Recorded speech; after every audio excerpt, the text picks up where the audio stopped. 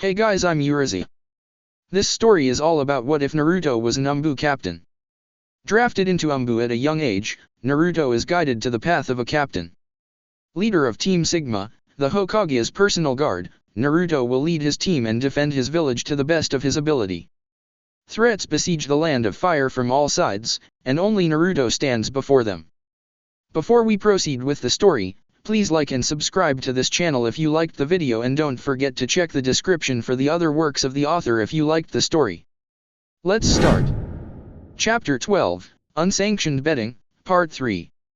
It was late in the afternoon that Naruto and his team departed from Konoha. Their Anbu equipment stored in the seals embedded in their Anbu tattoos, Team Sigma were dressed as ordinary shinobi for the most part. Kage and Komaka wore Jonin vests while Yuka, Daichi, and Tawa wore Chunin vests. They each had a headband strapped around their forehead. Naruto was the odd one out, as he had technically didn't own a vest despite his ranking. He wore a black shirt with the Uzumaki spiral emblazoned on the front and back and had a basic utility belt strapped around his waist. He had to steadily ignore Yuka's cooing over his cuteness for most of the trip as they traveled south, towards Crater City. 12 kilometers southeast of Konoha was the first sizable town in the area. Hokage was a small town made primarily up of massage parlors, brothels and hot springs.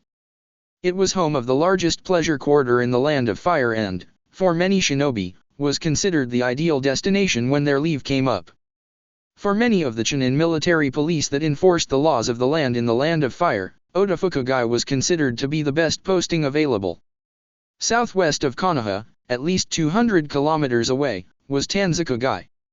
Home to the historic and largely irrelevant Tanzaku Castle, was a large population center of the Land of Fire and home to more than 100,000 men, women, and children. It was a great jewel in Konoha's economy, its trade markets importing goods from all over the world. From the finest silk, cloth, and grain from Konoha's plains to the spices from Suna's plantations and the ore from Iwa's mines, if it existed in the elemental countries it could probably be found in Tanzakugei. In between these two cities was Crater City. As its name suggested, Crater City had been built in a giant trench that had been carved into the ground. The trench had gone on for kilometers and, over time, had been filled in or covered up by earth or water. The depression where Crater City had been built had been separated from the main trench by large mounds of rubble and debris that some speculated had come from an exploding volcano, an explosion strong enough to have removed the mountain entirely off the map. The speculation was only fueled by constant conspiracy theories and scientific discoveries.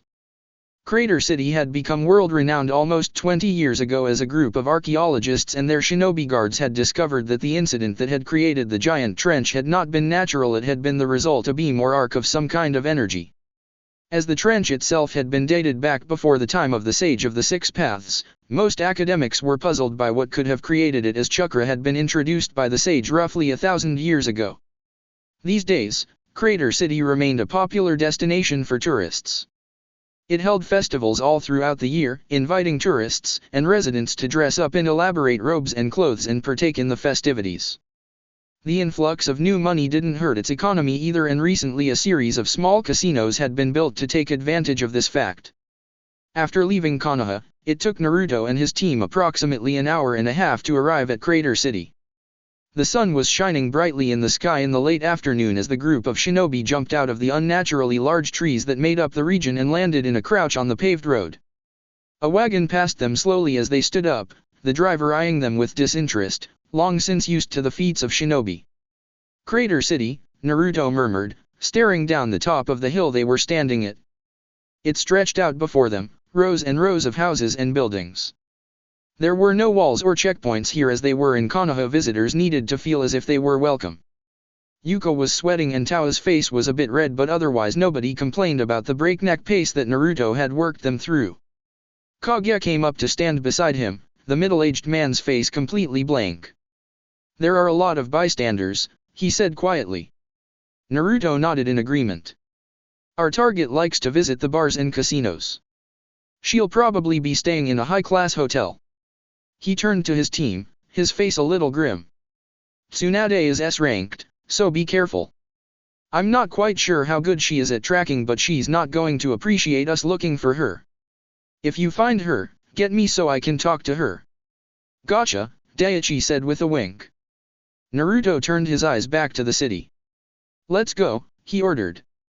Team Sigma descended from the ridge and moved into Crater City itself.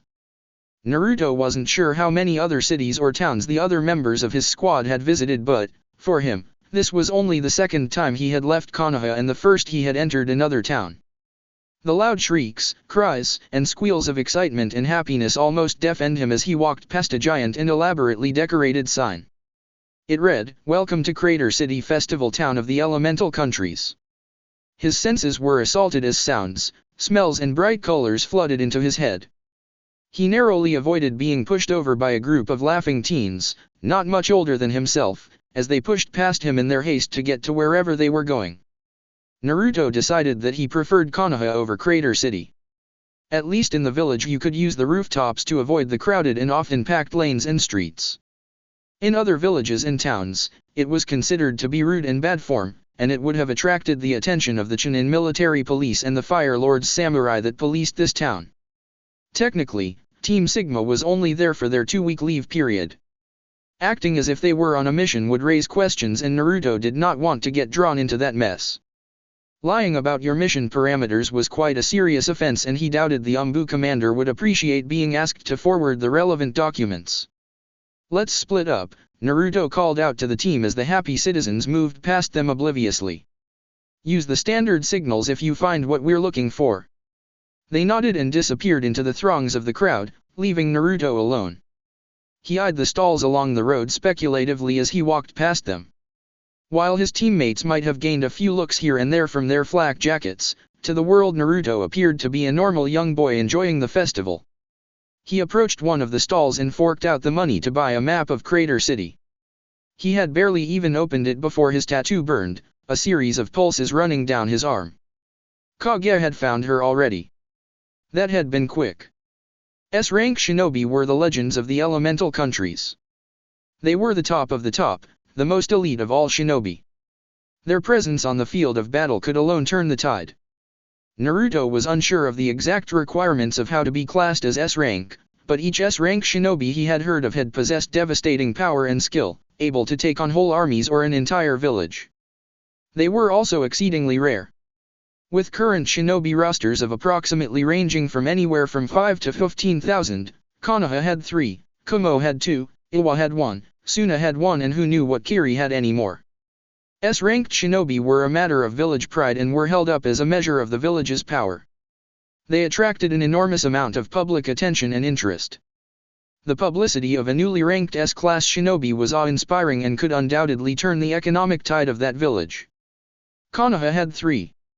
In every generation there were those 1 or 2 that rose above the others. Hokage Kumo had been one of them. Namikaze Minato had been one.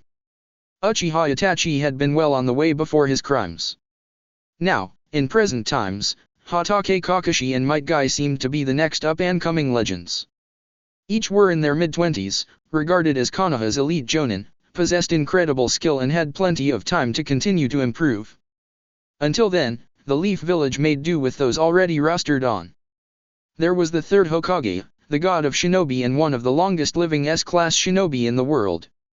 There was Jiraiya of the legendary 3, the master of a Class 5 summoning contract, an expert with sealing techniques and a devastating force on the battlefield. Then there was Senjutsu Nade. Of all the legendary 3, she was perhaps the most dangerous.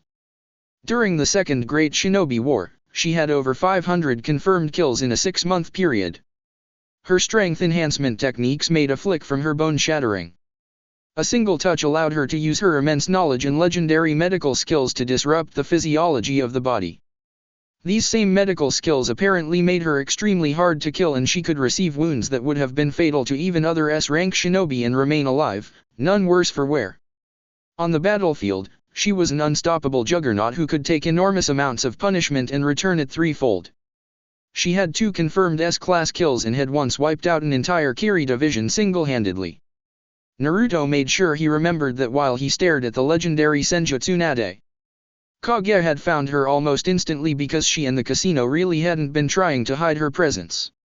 A large poster and her smirking face had been pinned up. "Come and see one of the legendary 3, it had proclaimed, and as soon as Naruto had stepped onto the casino floor he had seen her. She was S-ranked. She was dangerous. She was beautiful and apparently hadn't aged a single day on her extended leave from Konoha. Her cheeks were flushed red and she was shouting loudly as a milling crowd cheered and heckled the other players on her table. Her boisterous and somewhat obnoxious laugh filled the air as the crowd joined in.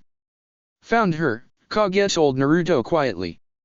It was hard to tell if he was being deadpan or merely stating the obvious as he pointed at her. "There she is." Naruto answered with a weird look at the other man. The group moved closer to the hovering crowd, gliding past and sliding through dozens of people until they reached the front. Tsunade was sitting there, laughing unceremoniously as she played a game of cards against 4 other people. She was a fairly tall, light-skinned woman with golden amber eyes and straight blonde hair. Shoulder-length bangs framed both sides of her face and her hair was tied in 2 loose ponytails. She wore dark pants and a light gray blouse. On top of that she wore a green jacket with an intricate symbol for gamble emblazoned on the back. On her forehead was a tattoo of some kind, a small diamond-shaped dot that was barely noticeable. She looked nothing like her age would suggest, appearing somewhere in her 30s with a rather well-exposed cleavage that drew the eyes of many in the crowd. Compared to her, her opponents were barely noticeable. 3 of them were sweating wrecks, gulping nervously as their furtive eyes danced around. They looked like they would rather be anywhere else apart from where they were. The 4th was a well-dressed man, albeit in slightly faded clothes, who carried himself extremely well. His somewhat bored look never faded as Tsunade slammed her hand down on the table, causing her nervous opponents to flinch. 3 of a kind 10s high. She howled. She pumped her fist up. "The game's mine." The crowd went wild, howling and hooting, as the last Senju lapped it all up with a brilliant grin. The 3 stammering opponents almost immediately folded while the calm and composed man just gave a slight smile. "3 of a kind," he murmured, his voice somehow cutting through the noise. He straightened and stared unflinchingly at Tsunade. "Jack's high." Tsunade's smile faded and the crowd went eerily silent. Her opponent gathered his chips quietly as the crowd seemed hesitant, almost lost. Then, Tsunade roared with laughter and the crowd followed suit, almost with a sense of relief. Naruto watched the laughing Senju carefully as a small, short, balding man approached the table, wringing his hands nervously. He was dressed in a smart red and white vest, which bore the logo of the casino. "I'm sorry, Senju-sama," he stuttered and the laughter faded away. "But I'm afraid that this table has a minimum betting range and..." He ended in a squeak as Tsunade's head shot his way. "Really?" she said, her amber eyes narrowed. Her fists tightened and the crowd shied away. "But..." the floor manager hastily interjected. "But, as a loyal customer, we're pleased to, offer you these chips as a reward for your patronage." "Yes." "A loyal customer who's only been here for a week," Tsunade remarked dryly. The floor manager smiled uneasily. "Yes. Please, take them." He practically begged, looking like he was wishing hard for the opposite. Tsunade smirked and took the proffered box from the trembling man's hands. She paused, the crowd went still and suddenly she was out of her seat. "The game's back on." She roared and the crowd roared and stamped with her. She turned back to the table, only to notice that 3 of her opponents had fled and the 4th was calmly stacking his chips. "You're leaving already?" Tsunade said in disbelief. She scoffed. "At least give me a chance to win back my money." "I think I'll take what I can get, Tsunade-sama," the man said evenly. "Besides..." His eyes flickered towards Naruto. "I think you'll have other people interested in playing against you." Tsunade frowned. She turned to the crowd. "So, who's game to take me on?" she asked with a beautiful smile and a jiggle of her exposed cleavage. Naruto stepped forward before any of the suddenly very willing young men of the crowd could. She stared down at him, her face suddenly blank. "Beat it, kid," she snapped. "I don't play against people of your age," Naruto suggested as she paused to consider her words. The crowd was silent, watching the spectacle. "Or status?" "Both," Tsunade said after a few moments. Her golden eyes watched him almost warily as he ignored her and sat down at the table. Playing against shinobi tends to make some enemies, not that I'm worried, but I really don't like the fuss it causes when I pound them into the ground. Naruto's team moved to circle around the table as Kage turned to the crowds. This is a private game, he said politely. Please disperse. Their headbands and jackets must have made the point as the crowd dispersed and moved away a trickle at the time. Tsunade closed her eyes, breathing deeply as if trying to restrain her temper, while Naruto merely smiled pleasantly at her. Now that we're alone, he began. Let me say that it's an honor to meet you, Tsunade-sama. Your exploits are legendary. Get on with it, Tsunade grunted. She idly twirled a chip in her hands, watching Naruto lazily. I have things to do. Naruto smiled. Of course, he said pleasantly. Have you heard of what's happened in Konoha recently? Tsunade smiled thinly. A bit, she admitted. She examined her nails as delivered her next words. But I don't really care what happens to that shithole anyhow. Naruto's smile froze. Ah, he said quietly. Is that so? Tsunade watched him with visible amusement while his team formed a perimeter around the table, making sure they were left alone. It wasn't as if they were discussing vital village secrets, but Naruto wanted this conversation to be private. If there's nothing else. Tsunade prompted, bringing the spinning chip down with a loud clack. I have games to play and booze to drink. I have an offer, Naruto said quietly. He reached into his pocket and pulled out a folded piece of paper. He passed it along the table and Tsunade picked it up. Her eyes widened and she glanced at her speculatively. What do you want? Naruto paused. The Hokage is, not well, he admitted. He'll get better in time, but I would prefer it if the most renowned medic of all time was looking after him. To help things along, he added. I said I would never step foot in that village again, Tsunade said very quietly. I can't offer you anything else, Naruto said regretfully. I've been working as the Hokage's aide for the last few years, and he's supplied all my equipment and food and housing. The payments for all the missions I did went into that account. There's nothing else. Tsunade stared at the check for a very long time. Then, a tight smile came over her face. You could buy a house in Sector 5 with this. Will you come back, Tsunade-sama? Naruto asked. There was a pleading note in his voice as he stared intently at her. Please. It's only for a little while. Check on his health, make sure he's fine, speed things along, and that's it. Tsunade bit her lip. Then, she sighed. Fine, she said irritably. I'll go with you. Naruto beamed at her and she stiffened. Her eyes widened and suddenly she stared at him as if she had seen a ghost. Naruto frowned. Tsunade-sama? He asked worriedly. It's nothing, she replied faintly. Just. She gathered herself.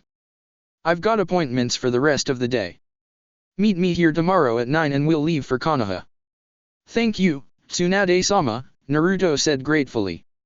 He stood up and nodded to his team. We'll see you tomorrow. Go away, already, Tsunade commented snidely. She remained at the table, her golden eyes troubled as Team Sigma exited the casino. The street was busy and the sky was beginning to darken as the sun set. Naruto listened idly to the background noise as the team lingered around him. Yuko was practically sending longing gazes to one of the stalls down the street, and that made his decision for him.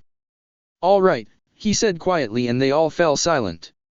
We're all on leave here, so let's go have some fun.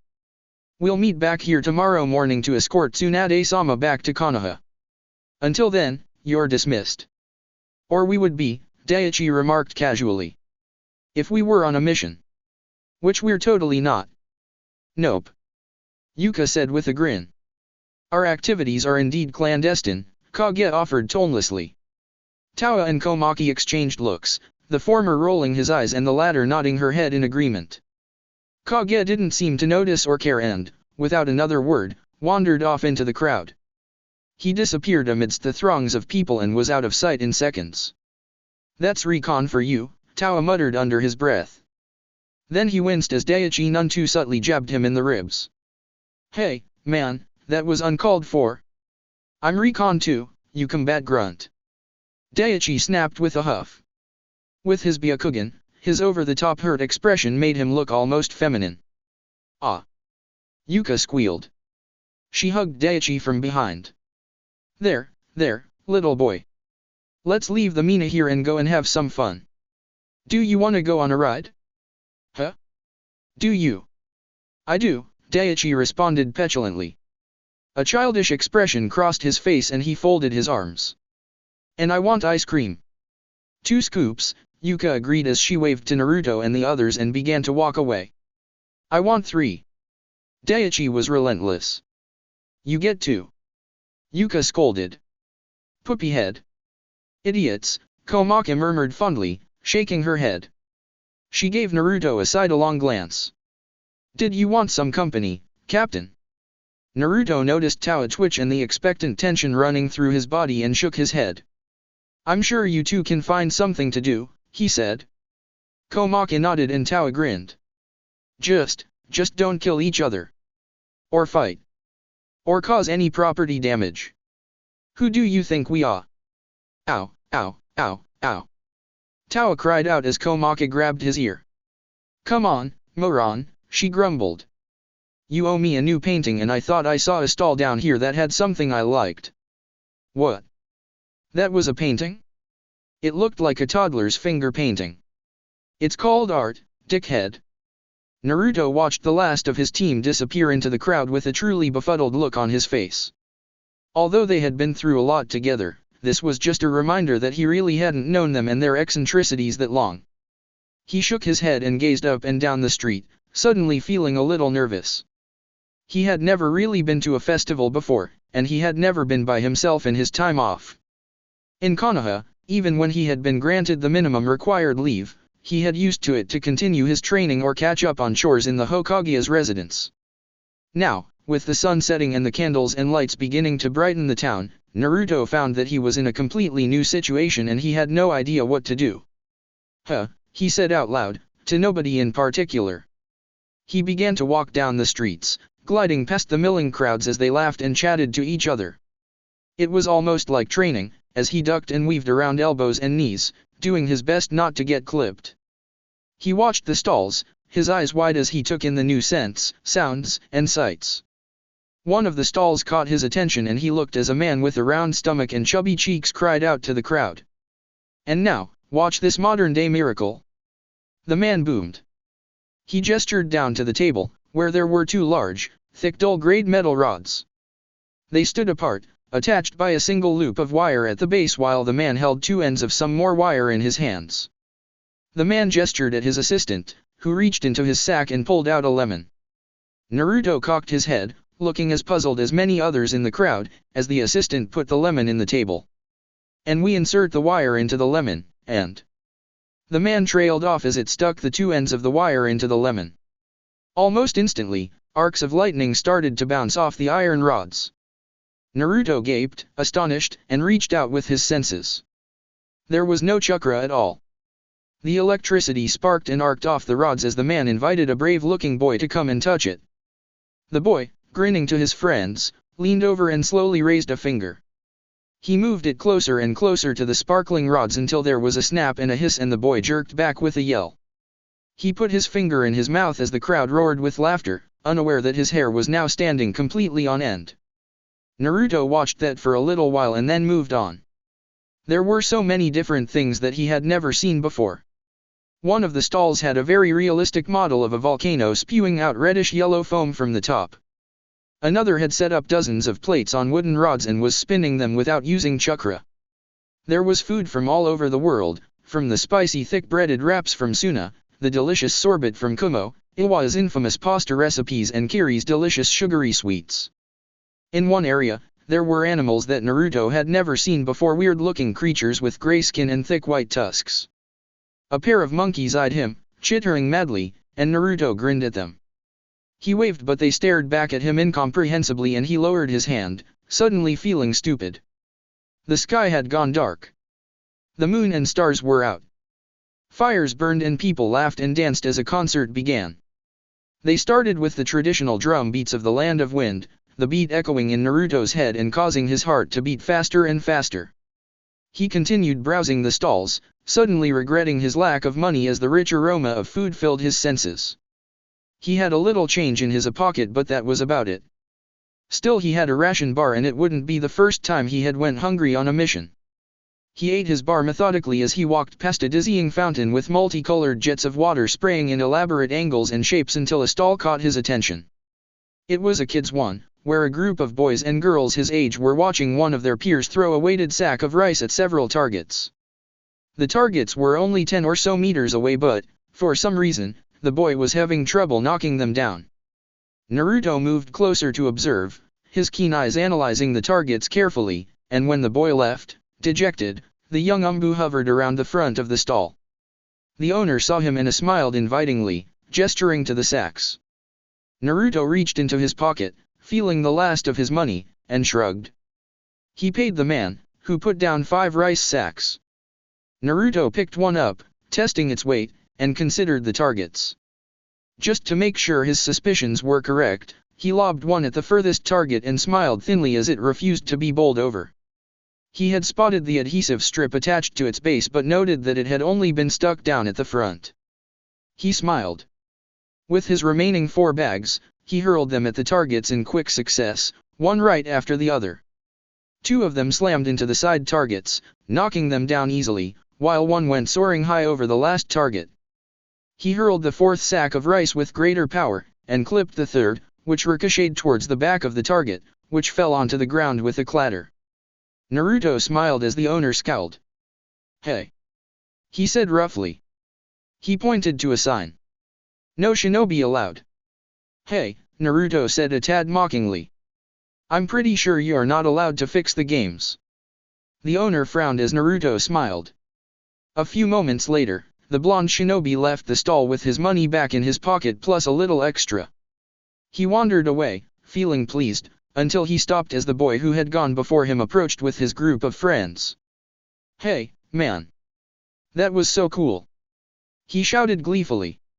"Way to put him in his place," one of the girls in the group added brightly. Naruto's eyes narrowed for a split second as he instinctively assessed them. 5 children ages 12 or 13, no audible chakra emanations, stances loose and unfocused, no formal discipline apparent, class civilian, A rank, minimal threat. "Thanks," he said a minute later. His voice was much more quiet and steadier than the others. "Are you really a shinobi?" the youngest-looking member of the group asked him, his blue eyes wide with awe. "I am," Naruto answered with a polite smile. "Of Konoha, right?" the lead boy confirmed, his eyes narrowed. When Naruto nodded, he grinned, and raked a hand through his messy black hair. "Good. Where's your headband?" the girl from before asked, her dark brown hair swaying over her formal robes. "I'm on leave," Naruto answered and shrugged. "I didn't bring it with me." That answer seemed to satisfy them. "Hey, did you wanna hang with us?" the lead boy asked. Naruto frowned, considering his options. After a few moments, he shrugged.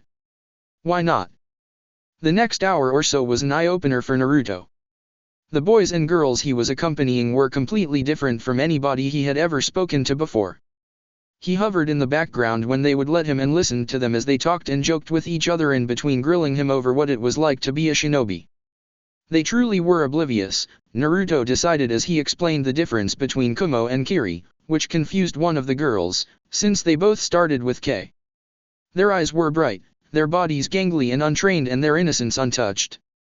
Kano Amaru, for all his immaturity, knew more about the harshness of the shinobi world than they did. After experiencing the horrors of war during the Sky Blitz, Naruto wasn't quite sure if he pitied or envied them. He smiled politely, answered their questions softly but vaguely, and followed them around as they wandered the stalls. "Wow!" one of the girls said, bringing her hands together and looking amazed. She and the rest of the kids darted into the crowd surrounding the stage as a giant burly man with rippling muscles grinned. He held up a chunk of rock and, to the amazement of most of the crowd, took a bite in it. The rock made an audible crunch and the man chewed it thoughtfully. He swallowed, rubbed his stomach and bowed as the audience gasped and clapped. Next to him, a thin, lithe woman danced on top of a roaring bonfire unharmed, while on the other side another man used some very impressive water manipulation to create a miniature roaring dragon, which arced out into the crowd and exploded in a spray of hazy droplets. Naruto watched all of the performers, absently identifying the techniques or chakra manipulation that each of them used to demonstrate their feats, although the man eating the stone was quite impressive. His new companions, on the other hand, wanted to keep watching, so he stayed there, observing his surroundings lazily. "Hey, watch it!" somebody snapped. "Fuck off, Rockhead!" somebody else snapped back. Naruto turned his head and observed as a group of Konoha wearing the armbands of the local police force strode forward, bearing down on a small group. He stood on his toes and peered past the suddenly interested observers as the Leaf Nin advanced. Their targets seemed to be a small, dimple-faced boy and a thin, pasty man dressed in fine robes. Surrounding them was a standard Iwa C-ranked squad, 4 young genin, none past 15, and 2 experienced chunin. "We have our papers right here," one of the chunin said calmly as the young noble shrunk back from the somewhat hostile glares of the police. The lead Konoha chunin, a man in his late 30s with a nasty scar carved into his face, only glanced at them briefly before passing them to his subordinate. "These look like counterfeit papers to me," he said grimly. He cracked his knuckles. "We might have to take you in for some questioning." "Do you really have to do this?" the chunin asked with a sigh. "We're just a protection squad for our client. We're allowed to be here." "You're allowed to be where I say you can be," the Leaf Nin growled. Naruto was frowning. Fuck off, tree hugger." One of the Iwa genin suddenly burst.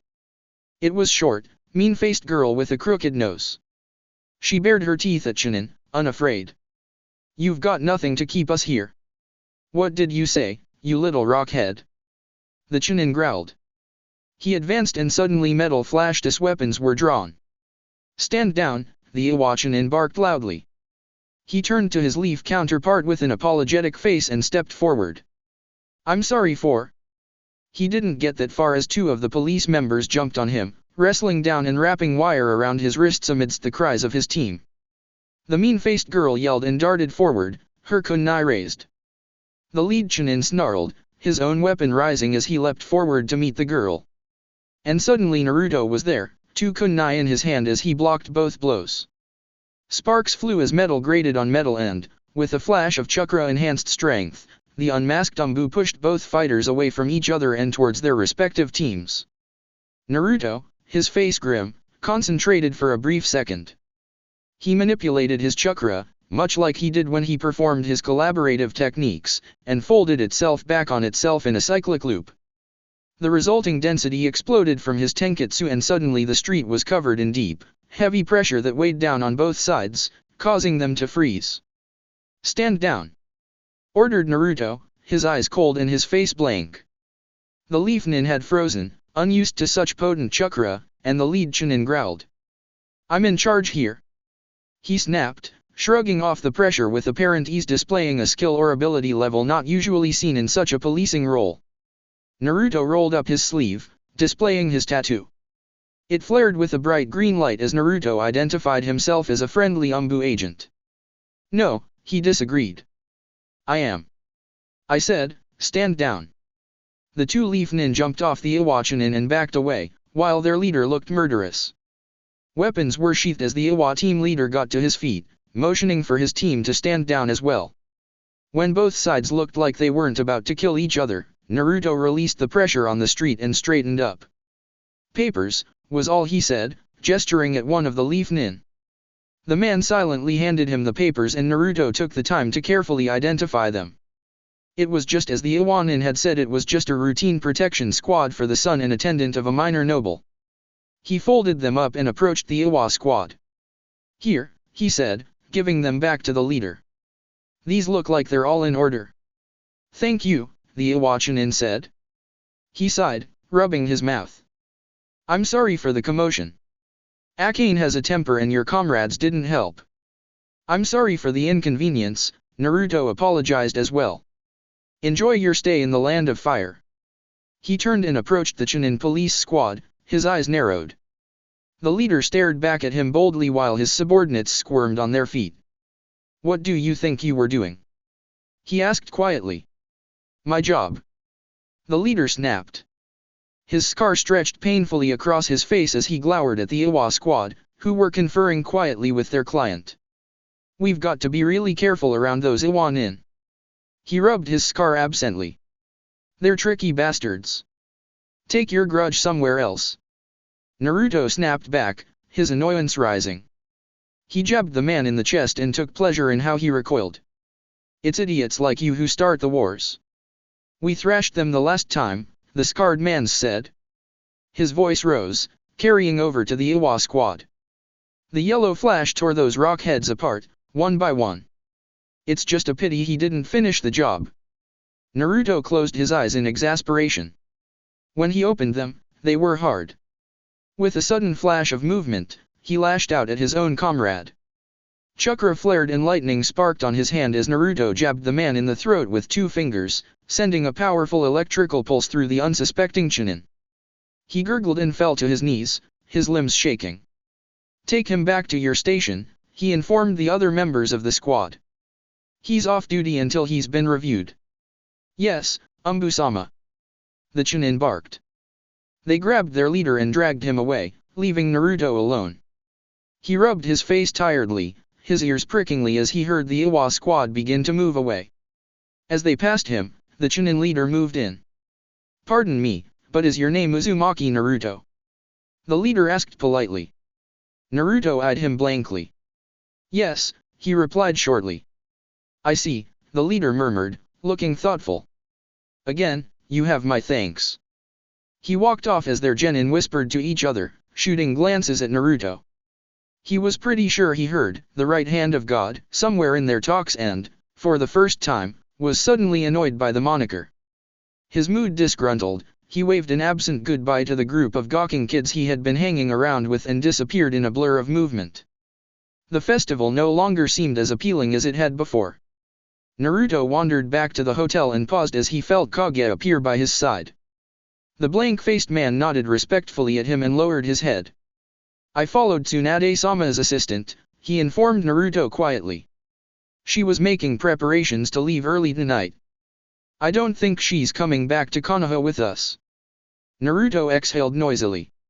Shaking his head, he concentrated chakra into his Anbu tattoo and sent a series of pulses through it.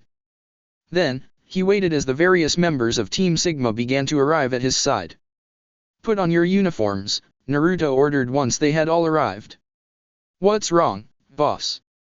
Asked Daichi, his smile fading. Naruto smiled thinly. We're going to have a talk with Tsunade-sama. Chapter 13, Unsanctioned Betting, Part 4. Oh, also if you think you've got a good name for this arc which ends with this chapter let me know. I can't bloody decide. Cheers. It was with a face of grim determination, tightened fists, and 5 black-cloaked and white-masked Anbu operatives trailing after him that Naruto stalked through the streets of Crater City. The citizens gave a wide berth from the intimidating sight as the young, blonde Anbu practically stormed up to the casino where Tsunade was staying at. There were some well-dressed guards at the door but a single warning look from Naruto made them stay their ground as he stalked past them, opening the doors and stepping onto the casino floor. The arrival of an Anbu squad was met with a few shrieks and, from the corner of his eye, Naruto saw a few shinobi guards of some of the other VIP guests' tents. 2 in particular frowned, their kumo headbands glinting, and they moved closer to the old, portly man they were guarding. Naruto dismissed them almost immediately as he pushed past frightened patrons and gaping waitresses to the back tables, where he could already hear Tsunade-sama's obnoxious laugh. Sir, please, you can't sir. The short, balding floor manager was sweating as he unsuccessfully tried to block Naruto's path to Tsunade. There was a rustle of fabric and a flash of black and suddenly Kage was there, a firm hand on the manager's shoulder, halting the small man in his path and allowing Naruto to pass. The closer he got to the table and the stench of sweat, smoke, and booze, the angrier he became. When he finally pushed past the startled crowd of admirers and made it to the edge of the table, his face was like a thundercloud and he stared down at Tsunade grimly. The other players at the table fell silent as Naruto appeared and the whole crowd became deathly still as the Anbu flanked him. Tsunade eyed him and took another drink from her mug. She wiped her lips with the back of her hand and stared up at him with lazy golden eyes, looking completely unconcerned. "What do you want, brat?" she asked him lazily. "Tsunade-sama," Naruto greeted stiffly. "As per our agreement, you're going to come with us. We'll escort you in your journey." "I told you we were going tomorrow," Tsunade remarked casually, throwing her cards onto the table with a somewhat challenging look on her face. "I'm busy now. Go away and we can talk tomorrow." "Really?" Naruto's voice was deceptively light. "So my subordinate was wrong when he saw your assistant packing your bags with plans to leave tonight?" Tsunade stiffened. She eyed him blankly. "Yes," she said quietly. "He was. Now, I want you." She was cut off as Naruto lunged. Chakra swirled in his palm, spiraling, coalescing and forming into a small deadly orb that hissed. Then, the patrons shrieked and screamed and the other players swore as the unmasked Anbu brought his half-formed Rasengan down onto the table. It tore through the wood with ease, shattering it in an instant, and glass, chips and broken wood fell to the ground with a loud crash. Naruto was breathing harshly as he straightened up, glaring down at the legendary Tsunade. He hadn't seen her move. She didn't look like she had even flinched, but her drink that had been on the table was in one hand and her roll of chips was in the other. She stared at him dangerously as Naruto nodded to his Anbu. "This is official, leave business. Everybody out!" Tao yelled. He and the rest of Team Sigma shepherded the crowd of bystanders, patrons, and workers out of the building. The two Komo shinobi bodyguards looked extremely interested in what was going on, but it was only until Komaki and Kage confronted them that they moved. In a few moments, the casino floor was deserted as Team Sigma took posts outside, keeping the crowd from returning. It was only Naruto and Tsunade now, the former breathing deeply as he regained his composure and the latter swirling a drink in her hand, looking completely unconcerned about the events that had just happened. "Where's my money?" Naruto asked after a few moments. His voice was much calmer now. "Cashed it in and spent it," Tsunade answered honestly. She frowned. "That arsehole Marco has got the luckiest streak I've ever seen." "You've lost it already?" Naruto's mouth dropped open incredulously. He shook his head, a pained expression on his face. "No, that's not the point." He fixed her with an intense look. "Were you ever planning on coming with us?" "No." Tsunade's answer was short, clipped and to the point. She finished off her drink and wiped the back of her mouth, carelessly throwing the glass over her shoulder. It shattered on the wall as she leaned forward, eyeing Naruto dangerously. "I swore I would never return to that shithole for the rest of my life." She gave a bark of laughter. "You think a measly pile of money is going to make me change my mind?" "Hokage-sama was your teacher," Naruto said desperately. "He was your mentor. Doesn't that count for something?" "Yes, it does," Tsunade replied softly. "But even you said that he was being looked after. If he was dying, then I would definitely go, but he's not." She fixed him with a look that wasn't too uncompassionate. "He's a stubborn old man. He'll be fine, with or without me." She began to get up and Naruto clenched his fists. The next words that came out of his mouth were said from between clenched teeth, hissed out with great feeling. "You selfish bitch." Tsunade halted and, for the first time, Naruto felt her presence. She turned her head slightly so that one frosty golden eye could glare at him and an unbelievable pressure fell down upon him. His lips parted in surprise as Tsunade went from not even being a blip of his senses to completely overwhelming him entirely. His limbs shook, his mind threatened to dissolve into the primal urge to flee and his mouth was dry. 2 weeks ago, the sheer intent that Tsunade was generating would have frozen him in his tracks. Now, after the Sky Blitz and after experiencing the ravages of war even as short as it had been, Naruto was far more capable of resisting such things and he fought back against the paralyzing fear with his own anger and rage. "What did you just call me?" Unlike her intent, Tsunade's voice was calm and emotionless. The emotions inside him had been bottled up and it all escaped him. "I called you a selfish bitch." Naruto roared furiously, his voice echoing loudly in the casino floor. With a roar of her own, Tsunade brought her hand down on the nearest wall and suddenly the world exploded. Bricks and mortar rippled outwards from where the S-ranked shinobi had struck. The floor rumbled and shuddered and shelves of glasses and bottle exploded in dangerous hails of glittery shards. Chips clattered and fell, lights flickered on and off and dust flittered down from the ceiling.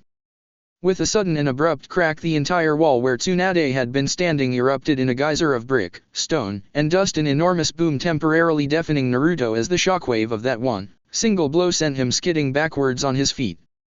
He instinctively raised his arms, covering his face, as he was pushed backwards, and only lowered them when the dust had settled and the shuddering had stopped. Tsunade was standing there, breathing deeply with a furious expression on her face. "Don't you dare call me that!" she roared angrily. "You are, though." Naruto snapped back.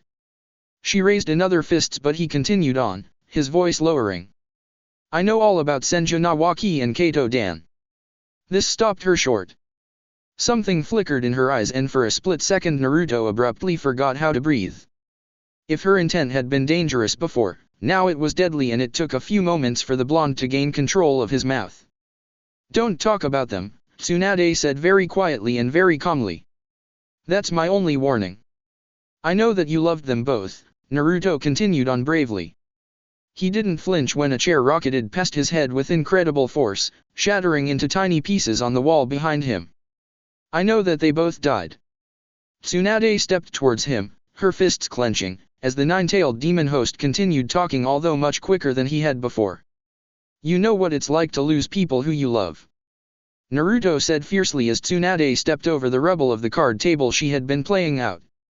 Her hand came up and gripped him by the scruff of the neck, easily lifting off his feet and dangling him in the air. "You know that pain of being alone, of being unloved, of having dash." He was cut off as Tsunade clamped down on his throat with her other hand. His hands desperately came up to grab at his throat, trying in vain to pry her strong, vice-like fingers off of him. His words continued to come, gurgled and managed as they were. That's why, you selfish bitch," he gasped out. Her fingers tightened and Naruto felt his head light, his eyes feeling as if they wanted to roll into the back of his skull and his lungs beginning to burn. He concentrated as best he could, molding his chakra within his body, layering and folding it over each. Intense pressure burst from all of his tenketsu and Tsunade's grip slackened just a tad. Naruto took in a deep breath and lunged at her, grabbing her green jacket and pulling his face down to hers until their noses were almost touching. "Don't you dare take him away from me," he snarled, writhing and squirming in her grasp. "Hokage-sama is everything to me. He took me from that lonely hell and gave me a purpose and a family. Don't you dare sit there acting like an arrogant bitch and refusing to help the one person I care about. Otherwise, you're just as bad as the people who killed Nawaki and Dan." He was abruptly let go and he fell to the ground, breathing harshly. He looked up, seeing Tsunade take a staggered step backwards, looking down at him as if he was a tailed demon incarnate. As he climbed to his feet, he discreetly reached into his utility pouch and popped something in his mouth. Then, on his feet, he turned and faced down the S-rank woman. "I'm not asking you to stay and I don't care if you like it or not," he said hoarsely. His throat felt bruised and he touched it gingerly. "Just come and look at him. You're the best medic in the world, you'll have him fixed up in no time. And if I say no?" Tsunade's voice was quiet, but challenging. Then I'll leave," Naruto said, his voice just as quiet. He shrugged helplessly. "I can't make you. I'm no match for the strongest woman in the world." "But," he fixed her with a dark look. "I'll never forgive you." Tsunade stared at him, breathing harshly, and Naruto stared right back. Then, the blonde ponytailed woman slowly shook her head. Naruto felt his heart sink. "Fine," he sighed tiredly. "But I want my money back." "I told you I spent it," Tsunade frowned. "Then I'll just have to take something else instead." Naruto reached into his pouch and pulled out a gleaming kunai. Tsunade eyed the weapon contemptuously and watched as Naruto approached her. "Don't," she began to say warningly. With a flicker of movement, Naruto lunged at her with the blade. Tsunade moved just as fast as he did and grabbed his arm, halting his attack. The blonde Anbu didn't even squirm in her grip as he bared his teeth at her viciously. She glared down at him and then her eyes widened. Naruto's gums were bleeding and, before her very eyes, his veins bulged underneath his skin as bruises began to form. With a deep breath, Naruto spat a mouthful of blood at her and she flinched, recoiling. Then, his hand, the one that Tsunade held, relaxed, and the kunai fell from his grip. His other hand came up, grabbing it, and he lashed out with it on his own arm. Blood splattered everywhere, drenching his shirt and pants and running down his arm in never-ending rivers. It splashed on Tsunade too, drenching the front of her jacket and blouse. Her golden amber eyes widened and she stared down at Naruto, horrified. As he smiled triumphantly at her, Tsunade's eyes widened even further and she looked at him as if she was seeing a ghost. Her firm grip slackened as she began shaking. "On the bottom of your file there was a note," he told her quietly as he pulled his arm away from her. It only had a single line written on it, handwritten, "To Senju Tsunade has a fear of blood." He leaned closer, his face practically touching her as she stood there, frozen. "Do you know what happens when you take several blood pills at the same time?" The crimson rivers running down his arm were beginning to cease, but the bruises kept on forming as the overproduced blood burst veins in his bodies. He gritted his teeth, knowing that while this wasn't exactly fatal for somebody like him, it sure as hell wasn't good for him either. Naruto reached up with bloodied hands and for a moment he looked like he was going to stroke her cheek. Then, he reached past her head and carefully unclipped the necklace she was wearing. "I'll use this as compensation for my money," Naruto said quietly. "If you want it back, you know where I'll be." He turned and staggered towards the casino door, leaving the shell-shocked woman behind. He would have to move fast, she would not be idle for long. Naruto limped out of the casino doors and walked into a scene of organized chaos. Hundreds of people, the men and women who had been visiting the casino and those who had merely been walking by, were huddled around the edge of the street. 4 black-cloaked and masked Anbu surrounded the stairs that led up to the casino doors. Naruto briefly glimpsed the 5th Hokage, speaking quietly to a trio of Leaf Nin, more of the shinobi assigned to Crater City's police department. He was vaguely aware of some shrieks and screams as he made his appearance, but he ignored them, limping down the stairs and leaving a trail of smeared blood behind him. He could already feel the wounds clotting an advantage with his monstrous endurance and natural longevity, but blood still trickled down his arms. "Captain," Hokage greeted emotionlessly. Naruto had to give the jonin that nothing ever seemed to faze him. "I was just telling the commander that this area is restricted until the Anbu have finished conducting their operation. And I was just telling him that you can't come in here and close down a major business without proper mission papers." The grizzled shinobi, a jonin if Naruto had to guess, snapped. He folded his arms. He also looked unconcerned with Naruto's appearance. "If you have business with Tsunade-sama, then you can take it elsewhere." "It's alright," Naruto conceded quietly. "Our business is finished. You're probably going to want to find Tsunade-sama's assistant before you open the casino, though." "Great," the jonin said, his voice caught halfway between a groan and a snarl. "I have a pissed-off S-rank in my city. That's just what I need." "Was there anything else, sir?" Naruto ignored the sarcasm. "No," he replied. He shifted on his feet, grimacing as his bruises began to ache. "We're leaving now." "I suppose we'll clean up your mess then," the jonin grumbled. He eyed the crowds around them. "Fuck. This is going to be fun," to explain the daimyo's representative. "I hope you're happy." "Fucking showboats." The jonin had a decidedly sour opinion of the Anbu, Naruto reasoned, watching as he walked away, barking orders to his forces. A woman dressed in a chinin vest and wearing an armband with police written on it began shouting out to the crowd, calling for their silence. Kage offered Naruto his arm and the young blonde took in gratefully. He sent a pulse of chakra through his tattoo and the rest of Team Sigma flickered, covering the distance between them in an instant and appearing at Naruto's side. "She's not coming willingly," Naruto informed them quietly. "However," he grimaced, "I may have provoked her into following me. We're going to have to leave right away."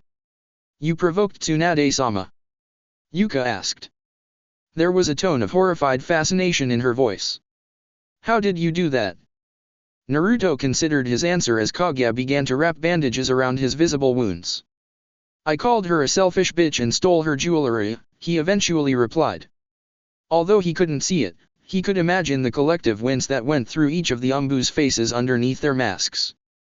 Tao cradled his head in one hand while Daichi clapped Naruto on the back. "You've got balls, mate," he said cheerfully. He paused. "Mind you, Tsunade-sama is probably going to rip em off for you, but still. How long will she be incapacitated for?" Komaki asked quietly. "Not long," Naruto admitted. "And I don't want to be here when she comes back to her senses." He flexed his muscles, already feeling some life coming back to them. He idly noticed that the bleeding had stopped and his arms were fully bandaged. Kage put his medkit away and Naruto nodded in his thanks. He leaned away from the quiet Jonin and rocked unsteadily on his feet for a moment, before he regained his balance. Naruto exhaled loudly and made a hand sign. "Scatter!" he commanded, and they all disappeared in a flash of movement. The journey back to Konoha was done at breathtaking speed. Team Sigma didn't pause for an instant as they hurled themselves across the gigantic trees, leaping from one branch to the next as they attempted to arrive at Konoha before there was an incident. Naruto had initially lagged behind, but his strength was rapidly returning to him, and after 15 or so minutes he had regained full use of his arms and legs. There were no chatter, just the sound of the nightlight chirping and shrieking at each other and the feeling of wind ruffling his hair. Naruto had donned his uniform, his mask allowing him to see a little better in the dark and his cloak reducing the prickles of pain the rushing wind was causing to his wounds. At top speed, they were approximately an hour away from Konoha. 30 minutes into their journey, Kage blurred in front of them and made a signal. The team silently leapt onto the next branch and paused. Naruto was breathing deeply, sweat beading his forehead, and he stood up. Kage was staring past them, his mask gleaming in the moonlight. His hands flashed. "Contact, 15 clicks, 1 shinobi incoming, pursuit vector. Outrun. Negative. Hostile? It's her." Naruto's voice broke the silence. He clenched his fists, the pit of his stomach twisting. He could image the look on her face as she chased after them. "I thought she would take longer." "Orders, Captain?" Komaki asked quietly. Naruto took a deep breath. "Go back to Konoha. There's no reason why you should get beaten up because of something I did. Remember, this wasn't an official mission and she is an ally." He turned to where Tsunade was approaching from, his determination rising. "I'll speak to her. Maybe I can reason with her. Maybe she wouldn't squash him flat the first instance she saw him." Naruto could only hope. The squad considered his words, their faces, and emotions hidden to their leader. "I'm not leaving," Tao remarked casually. He was bouncing up and down on his knees, clearly preparing himself for an upcoming fight. "Sorry, boss. Not my style. I've always wanted to see Tsunade-sama in battle," Komaki added. He could hear the expectant grin on her face. "I never really thought I'd be the one on the other side of her fists, but at least Tao's gonna get smacked down too. Bitch." Tao's reply was instant. Daichi sighed. "Ah well," he remarked easily. "We live together, we die together, right? She's not going to kill us," Yuka rebuked. She considered her words. "Well. How much did you piss her off again, Captain?" "Enough," Naruto answered grimly. "Awesome," Yuka deadpanned. She reached over and thumped him lightly on the shoulder. "Seriously? Did you think we'd leave you here alone? Captain Cutie needs to know his squad a little better." While the rest of the team were murmuring to each other, Kage was busy unsheathing a dull black blade. Naruto stared at it, noting its straight edge and curved tip. As if he had felt Naruto's gaze, Kage looked up at him, two glowing white lights gleaming brightly from underneath the darkness-shrouded hood. "I will take point," he said quietly. "If she proves to be hostile, we will restrain and subdue her until proper reinforcements arrive." There was something stirring in his heart, and the young, blonde Anbu felt his eyes slightly burning. He blushed underneath his mask, embarrassed, and looked away as the men and women around him prepared to face an S-rank shinobi, who was more than likely hell-bent on pounding him into the ground, on his behalf. He grinned, feeling a strong affection for each of the other Anbu members. "Here she comes," Kage suddenly murmured. His hands flashed. One click. Team Sigma instantly stilled. Fingers blurred and danced in the moonlight, and then the Anbu squad broke apart. Daichi moved into formation around Kage as the two were designated the close combat fighters. Komaki and Towa took the tree, slinking in the shadows to provide short mid-range combat support, while Naruto and Yuka darted even higher up long-range genjutsu and ninjutsu support. There was an unspoken agreement to keep Naruto as far away from Tsunade as possible. As soon as the Anbu team was in position, a streak of yellow and black blurred into the clearing beneath them as Naruto's shadow clone waited for Tsunade to arrive. Perhaps there was still time to talk. The moon was blocked out and Naruto looked up. His eyes widened and he gaped as a tree branch as thick as he was tall and 5 times his length shot towards the ground. It slammed into the forest floor and the ground rumbled and cracked. The trees shuddered and the leaves rustled madly from the shockwave as Naruto's shadow clone was instantly destroyed.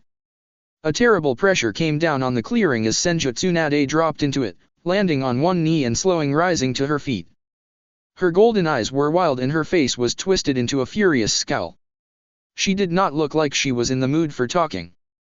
Kage had apparently come to that conclusion because the air around the sun swirled and morphed and suddenly dozens of loud, crying crows had surrounded her.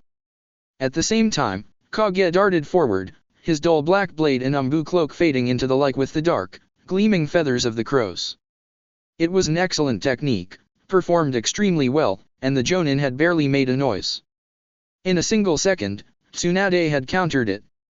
Her right hand swiped through the air and rippling wave of force shot through the clearing.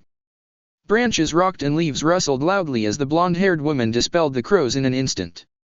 Her left hand lashed out and she gripped Kage's blade, halting his progress with ease.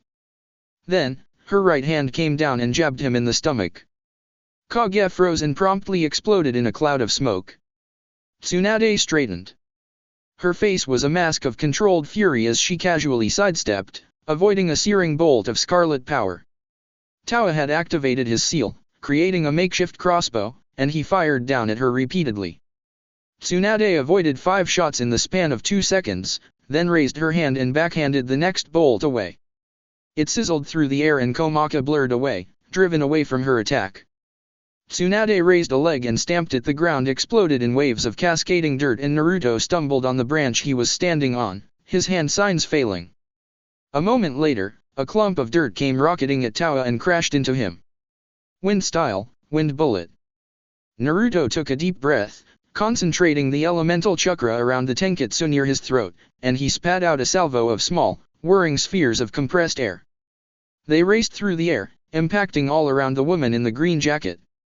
The ground exploded with geysers of dirt and shrubs shooting up into the air, but it somehow missed her completely. At the same time, Daichi and Kage had regrouped and Komaki was hurling a barrage of glinting senbon at the Sunin's vital points. Tsunade merely looked frustrated and she brandished her arms through the air. There was a sudden silence and then the wind howled as the very force of her movements creating a swirling maelstrom around her. The senbon scattered and then Tsunade was in Daichi's face. To his credit, the Hyuga immediately jabbed at her, lunging for her tenketsu, but he missed as she somehow pushed past his defenses and ran a single finger across his chest. Daichi jerked, freezing in the spot, and crumpled to the ground. Kage was there a second later, swiping at her with his blade, and for a few moments the two engaged in close combat. Kage was skilled, almost incredibly so. His movements were simple, designed to inflict maximum damage with single debilitating blows. His blade swished through the air, clanging and denting as Tsunade blocked him again and again with a single finger. After a few moments, she managed to grab his blade and Kage jerked. Tsunade's smirk was dangerous as she brought her finger down on the blade and it shattered. In a quick follow-up movement, Tsunade did the same to him as she had to Daichi, causing him to fall silently to the ground. She disappeared in a flicker of movement, leaving no openings for Naruto's ninjutsu and seemingly unconcerned with Hyuga's sense-altering illusions. There was a loud crash and suddenly Komaki came flying through the trees. The Jonin tried to stagger back to her feet but Tsunade was there.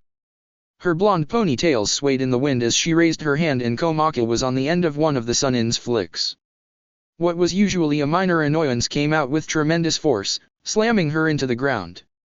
Tsunade stood, her hand twisted in a sign, and Yuka abruptly shrieked as hair illusions were turned back onto her. His heart beating madly, Naruto reached out to her to break her out of them but then disappeared in a quick body flicker as Tsunade suddenly appeared in front of him. Naruto reappeared on the clearing floor, amidst the pockmarked ground and shattered branches and trees. He was glaring behind his mask as he formed a sign and 3 shadow clones appeared around him. They each formed different signs as a heavy pressure settled around him, while Tsunade appeared at the other edge of the clearing. Earth Release, Earth Flow River. Fire Release, Blazing River. Fire Release, Great Wave of Flame. 2 of the clones combined their elemental techniques and ground turned into a raging river of mud. Streaks of red and orange shot through it as it boiled and it surged towards Tsunade, a river of molten earth and tar threatening to engulf her. The 3rd clone formed a tiger seal, reared his head back and spat out a searing wave of brilliant yellow fire which rocketed on top of the glowing river. Nearby trees and plants caught fire and smoke billowed out into the air. Tsunade cocked back a fist and punched. There was a resounding shockwave that threatened to lift Naruto off of his feet. The wave of fire exploded and dispersed and the flowing river of tar exploded in a geyser of orange and yellow heated earth. A second later, Tsunade was in his face. The real Naruto lunged forward, his hand holding a swirling orb of glowing chakra while the clones surrounded her, wire glinting in the light of the flickering flames. Tsunade's eyes widened as she was caught, if only briefly, and she hastily tore herself free as Naruto lunged at her, hand outstretched. And then it was over. One moment, Tsunade was in front of him and the next there was an incredible pain in his head. He saw more than heard 3 puffs of white smoke as he struggled to stand, his head ringing madly as Tsunade stalked over to him. She raised her hand and Naruto ducked as she swiped her nails at him. The force of the blow severed a tree behind into jagged bits and it groaned and croaked as it began to fell. He sidestepped, clumsily avoiding a follow-up attack with her other hand, and instinctively blocked as she lashed out with her knee. His arms caught the attack before it hit his stomach and his bones protested but did not break as the force of the blow literally sent him flying up into the air. A moment later, something gripped his leg and he was assaulted by a quick flash of vertigo as Tsunade heaved him upside down and slammed him into the ground. He grunted, pain flaring in his body, while his mask was dislodged and fell off of his face. All he could do was raise his arms and feebly try to defend his face as Tsunade drew her arm back and made a fist. He heard her arm whish through the air and his face screwed up in a pained grimace as he awaited the hit. His heart beating madly, his blood surging and his body aching, it took him a few moments to realize she hadn't actually hit him and he focused his eyes. Tsunade crouched on top of him, her golden eyes distant and her fist less than a centimeter away from his crossed arms. Naruto was breathing harshly and grunted when the female member of the legendary 3 sighed and sat on his stomach. The ground rumbled and shuddered and a terrible crash filled the air as the tree finally collapsed onto the ground. It signaled the end of the fight as Tsunade stared down at him with something strange on her face. "You're..." she began, only to pause. Her voice sounded strangely melancholic. "You look a lot like him, you know." Naruto didn't know what to say. Sighing, Tsunade shook her head and folded her arms. With her weight on his stomach, it was a little hard to breathe but she didn't seem to care. "Do you have any idea the trouble you've caused me, brat?" she scolded angrily. Naruto managed to glance around the battlefield. The fires were beginning to recede as the chakra that had initially fueled them began to wear out but large patches of the greenery had been turned black and smoke poured into the sky. The ground had been torn apart, branches ripped off and a tree knocked over. "I can see," he replied blankly, coughing. She bent down until her face was right in front of his, unintentionally pushing more pressure on his stomach. "Where's my necklace?" she asked with a dangerous whisper. "Around." Naruto wheezed. "Around my neck." Tsunade jerked back as if he had struck her. "You idiot!" she hissed. She fingers scrabbled around his neck, trying to find the necklace. "Take it off. Take it off before it kills you." What? Naruto managed. Tsunade froze. "That necklace," she began, "has killed everybody it's touched. My brother wore it for a day before he was killed. My boyfriend wore it for a week before he was killed. It's cursed. If you wear it, it's going to kill you." Naruto managed a gurgling laugh. "Bullshit," he scoffed, ignoring her look. "That's the first Hokage's necklace. And he died too." Tsunade's voice rose, shaking with emotion. She seemed genuinely scared for him. He died wearing it, just like everybody else. Or, Naruto coughed.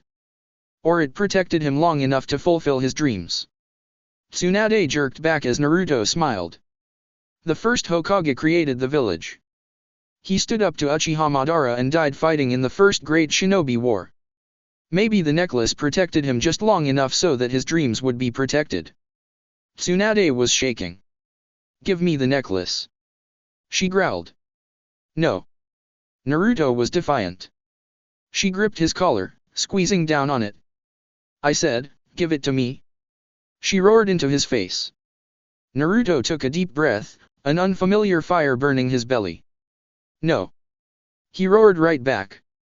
The two glared at each other furiously, both gasping with emotion. Tsunade managed a grim smile, her fists clenched as her eye twitched. Naruto bared his teeth at her, his eyes burning fiercely. It was a battle of wills and, in the end, Tsunade broke it off. She dropped his gaze and buried her head in her hands. Her shoulders shook and Naruto wondered if she was crying. Then, she threw back her head and laughed. She kept laughing as she climbed off Naruto and the echoes held it there in the clearing long after she had gone. What the hell had just happened? The next day, Team Sigma returned to Konoha tired, sooty, and somber. They had spent the night dealing with the aftermath of the battle against Tsunade, waiting for Daichi and Kage to regain movement in their bodies. Naruto had managed to clear most of the debris that had resulted from the battle and had practically collapsed after that. Yuka snapped out of her reversed illusions quite easily and spent the rest of the time patching up the rest of the squad before they decided to make camp for the night.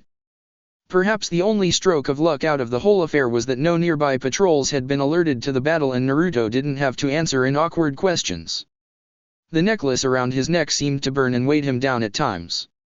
He had spent the entire night fiddling with it during first watch, watching it flicker in the light of the campfire and strangely comforted by the faint green flow that emanated from it. He was still fiddling with it when he and the rest of his team, their Anbu uniforms resealed into their tattoos, approached the great gates of Konoha. He was barely aware when the team halted. "Oh, shit," Daichi murmured beside him. He nudged Naruto in the ribs and the blonde scowled, looking up from his examination of the necklace. He froze and his mouth practically dropped open as Senju Tsunade smiled grimly at him, while the shinobi on duty alternated between gaping at her and speaking to a short brown-haired woman that accompanied her. "Busted," hissed Yuka, her face rather pale. For all their training, Tawa and Komaka were squirming uncomfortable under the gaze of the Sunin, while Kage had narrowed his eyes somewhat and regarded her with a somewhat dangerous look. Naruto took a deep breath and waved his team off as he joined the Sunin at the gates, which began to creak open. Her assistant was openly scowling at him but he ignored her, focusing his gaze on the Senju princess. "I'm not dead yet," he remarked quietly. "Give it time," she replied back snippily. The gates opened and for the first time Senju Tsunade saw her village devastated by war. Her lips parted in her surprise and her golden eyes widened as she took in the mounds of debris, destroyed homes, and ruined buildings. Then, her mouth closed and a look of determination settled on her face. It was with a purposeful step that Tsunade stepped into Konoha, leaving Naruto behind. He stared after her, a faint smile curving his lips. Chapter 14, The Blood Cult, Part 1. Senju Tsunade had only been there for 2 days and already things were beginning to look up. The third Hokage was up on his feet, most of the debris had finally been cleared and the village lockdown had been lightened. The Sunin stayed for a few more days and then a week and then it didn't seem like she was going to leave at all. After the Crater City incident, Tsunade hadn't said more than 2 words to Naruto. She, like many others, had been working. While she had been there she had attended to the Hokage, restructured hospital wards and theaters, because when a grumpy S-rank shinobi tells you to do something, you usually do it, and provided expert care for the remainder of shinobi still in critical condition. With her arrival, the final death toll was known. 683 were dead. A third of Konoha had been destroyed in the Blitz. Although that number only accounted for roughly 5 or 6% of Konoha's armed forces, when combined with the number of those injured and unable to complete missions it effectively meant that Konoha had lost 10% of its strength almost overnight. It was a tremendous blow, one that had severe implications on their short-term recovery and their long-term status as the most powerful hidden village in the world. The Hokage had barely been up for a day before he disappeared behind locked doors, attending meetings and consultations with a wide group of men and women. Representatives from the village hidden by a waterfall and the village hidden in grass met with the Hokage, no doubt talking about securing their side of the border against any possible movement from the land of Earth. The daimyo of River County had visited the Hokage as they negotiated over lifting tariffs for incoming support from the land of Wind. Iwa, Kumo, and Suna had all expressed their regrets over the terrible incident that had occurred and promised their support, but only Suna could really be counted on as one of Konoha's long-term allies. Relations with Iwa were professional but little else, and it was an open secret that Kumo wanted to replace Konoha as the most powerful village in the world and would probably offer nothing but platitudes. The Hokage was extremely busy. Uzumaki Naruto, codenamed Ferret, assigned to Sigma's squad as the Hokage's personal aide, was probably the only other shinobi in the village who worked as hard as their leader did during the month after the Blitz. The Hokage had said nothing to Naruto about Tsunade's timely arrival, but Naruto knew that the old man knew, and the old man knew that Naruto knew that he knew, and there was probably some more underneath stuff in all of that. Naruto had resolved not to say a word unless the Hokage brought it up first, and so far the third had been far too busy to do anything of the sort. At the moment, he stood behind Sarutobi as the Hokage puffed on his pipe, occasionally letting out a noise that was probably interpreted as a sympathetic murmur but, as Naruto knew from experience, was more of a grunt of annoyance. Light spilled in from the windows as the Team 1 from Anbu's Alpha Squad hid in the shadows, extra protection against all the foreign dignitaries and visitors entering the village. This time, it was a tall, thin man with extremely pale skin and pinkish red eyes. White hair spilled from his cap and his teacup rattled in his hands as he pushed his case to the Hokage. "I understand, Ambassador Basho," the Hokage murmured as the man paused to take a breath. He held up a hand, preventing the man from the land of hot water from speaking. "But, given our circumstances, we cannot afford to send an entire division to guard a border that has been peaceful for the last 17 years. You know what Kumo is like." Ambassador Basho protested. He was sweating, Naruto realized. "They will have undoubtedly sensed your weakness, and we both know that they don't like having the land of hot water acting as a buffer between the lands of fire and lightning. They might move in our territory while you're weakened." "They could, but I sincerely doubt it.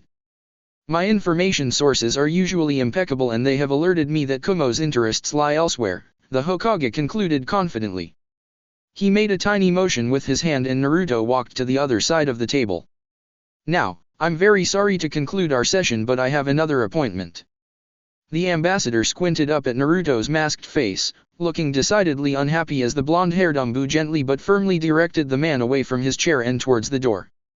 He opened it, nodding to the Jonin escort behind him. Ambassador Basho left the office, looking decidedly unhappy, and Naruto turned back to the Hokage. As soon as the door shut, Sarutobi slumped in his chair and rubbed his face wearily. "That man." The Hokage mumbled in an exasperated tone, speaking to nobody in particular. If they were truly worried about national security, then they shouldn't have dissolved their hidden village. Naruto busied himself making a cup of steaming tea for the Hokage while the old man took the brief respite to have a rest. These constant meetings were tedious on the both of them, and when Naruto turned around, Sarutobi's head had dipped and he was snoozing. The Anbu carefully placed the cup of tea in front of his leader and pulled out the next manila folder on the pile. He opened it, studying the appointment schedule carefully. "We have a meeting with a dignitary from the Land of Frost," he informed the apparently snoozing Hokage. "They haven't given us a topic, but..." Sarutobi let out a loud snore and Naruto paused. The Hokage's head had fallen down over his eyes and a little trail of drool was leaking from one side of his mouth, his pipe dangling uselessly on the other. The cup of tea sat in front of him, unattended, as steam rose from its surface. "Hokage-sama!" he called loudly. Sarutobi shifted in his seat, muttering something unintelligently, and Naruto sighed. He put the folder down and clicked his fingers. Almost instantly, a Chunin messenger appeared in the office, bent down on one knee and waiting for instructions. "Tell the rest of them that Hokage-sama is not taking any more visitors," Naruto told the prostrate shinobi. In a body flicker just as good or better than anything Naruto could produce, the Chunin messenger disappeared and Naruto frowned, his arms crossed. "All right, there," he said snappishly. "There are no more bad meetings. You didn't have to fake a sickie to get out of it, you know." He turned back to the Hokage, was not surprised to see him calmly sipping his tea. "Ah, excellent work, Ferret," Sarutobi murmured. "I had the most refreshing of naps." "Yeah, in the 7 seconds you lazy dash," Naruto was muttering something sarcastic under his breath and as such unprepared for the heavy tome that struck him in the head. He let out a cry of dismay as he was propelled to the floor, Sarutobi glaring at him from behind his desk. "I wanted 3 sugars." He snapped.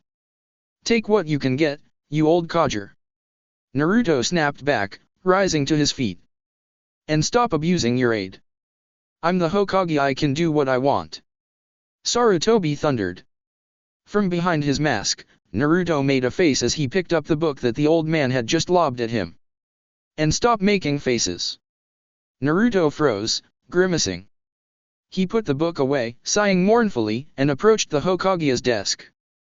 There were piles of neat and tidy paperwork all over it, and barely any of the table was actually visible. Naruto picked up a folder from the first pile and began to survey it carefully. After a few moments, he signed the bottom and placed it on a new pile. This continued on for a while, the Hokage quietly supping his tea and Naruto worked diligently through the stack of forms. There was nothing overly major in them, just some logistical requests for the rebuilding of residential sectors of 13 to 18, and the Hokage was happy to allow his assistant to complete the work in his stead. After a while, the Hokage finished his tea and stared contentedly out the window at the somber faces of the Hokage's monument. Naruto finished a stack of paper and clicked his fingers. Chakra pulsed, activating one of the transmission seals located in the office. It sent a signal that lighted up its receiver, a blinking yellow light in the communications office, and a messenger was there in an instant. "Take this to the missions assignment desk, please," Naruto ordered, unloading the stack of paperwork in the poor man's arms. "Then take this," he placed a scroll in the top pocket of the Chunin's vest, "to the Nara clan house for Nara Shikaku." "Yes, sir." The messenger bowed his head and disappeared with the stack of papers in his arms. Naruto turned back to the table, idly pondering which stack of papers he would tackle next. The sun shone down through the window and a nice breeze blew into the room.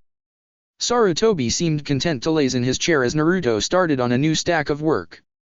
A puzzled expression crossed his face as he read one of them, pausing in his work to go and consult a thick tome on the bookshelf, then came back and firmly denied the request. As he was working, there was a polite knock on the door. Naruto looked up, a frown on his face, and a jonin entered the room. He wore a green bandana across his head and appeared to be sucking on a senbon. "Excuse me, Hokage-sama," he drawled, looking completely unconcerned at his interruption. "Tsunade-sama is asking if Shiuf." Tsunade hadn't even waited for the man to finish before she barged in, her apprentice trailing behind her.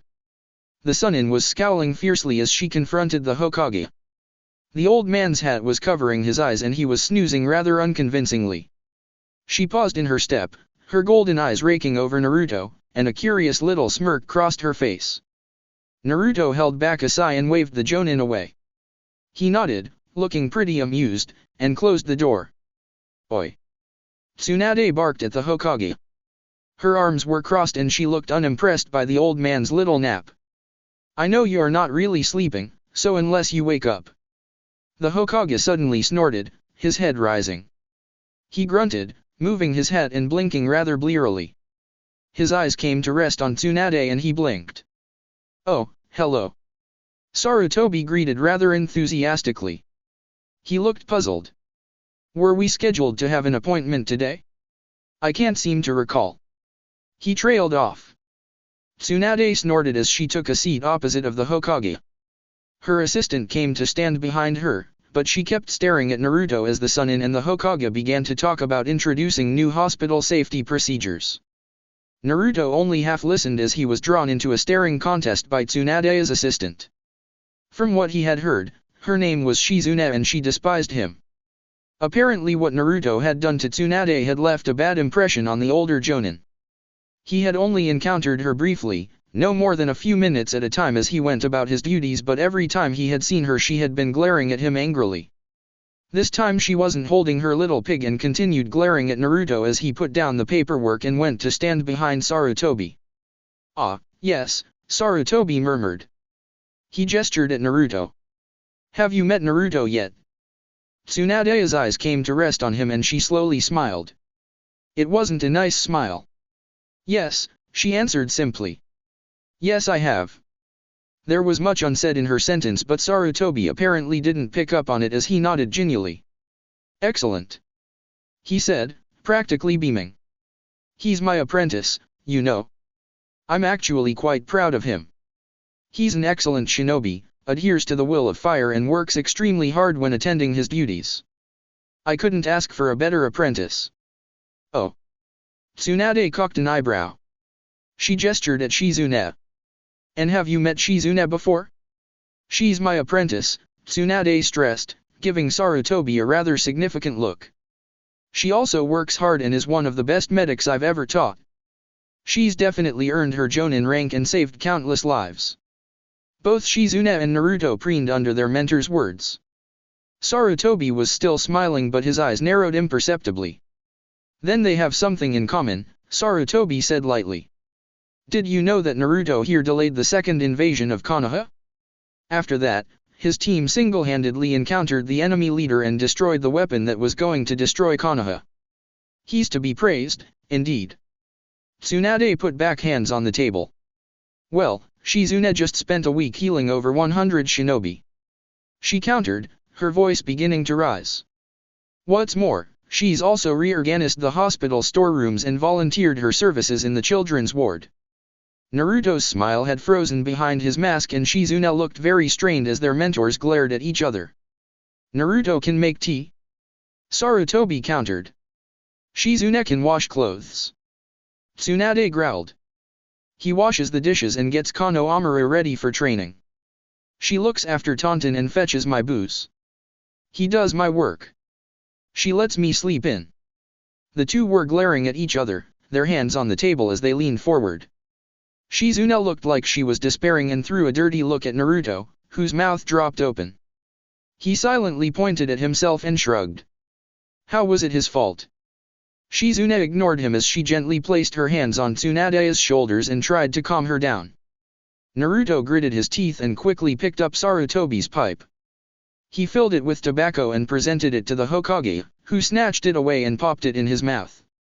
At the same time, Shizune had presented a flask from somewhere and Tsunade took a gigantic swig of it, swallowing a mouthful with an audible sigh and wiping her mouth with the back of her hand. Both assistants sagged in relief as the tempers of their respective mentors seemed to die down. "How about a little challenge then, Tsunade?" Sarutobi suddenly mentioned as he puffed on his pipe, "Your apprentice against my own." Tsunade frowned.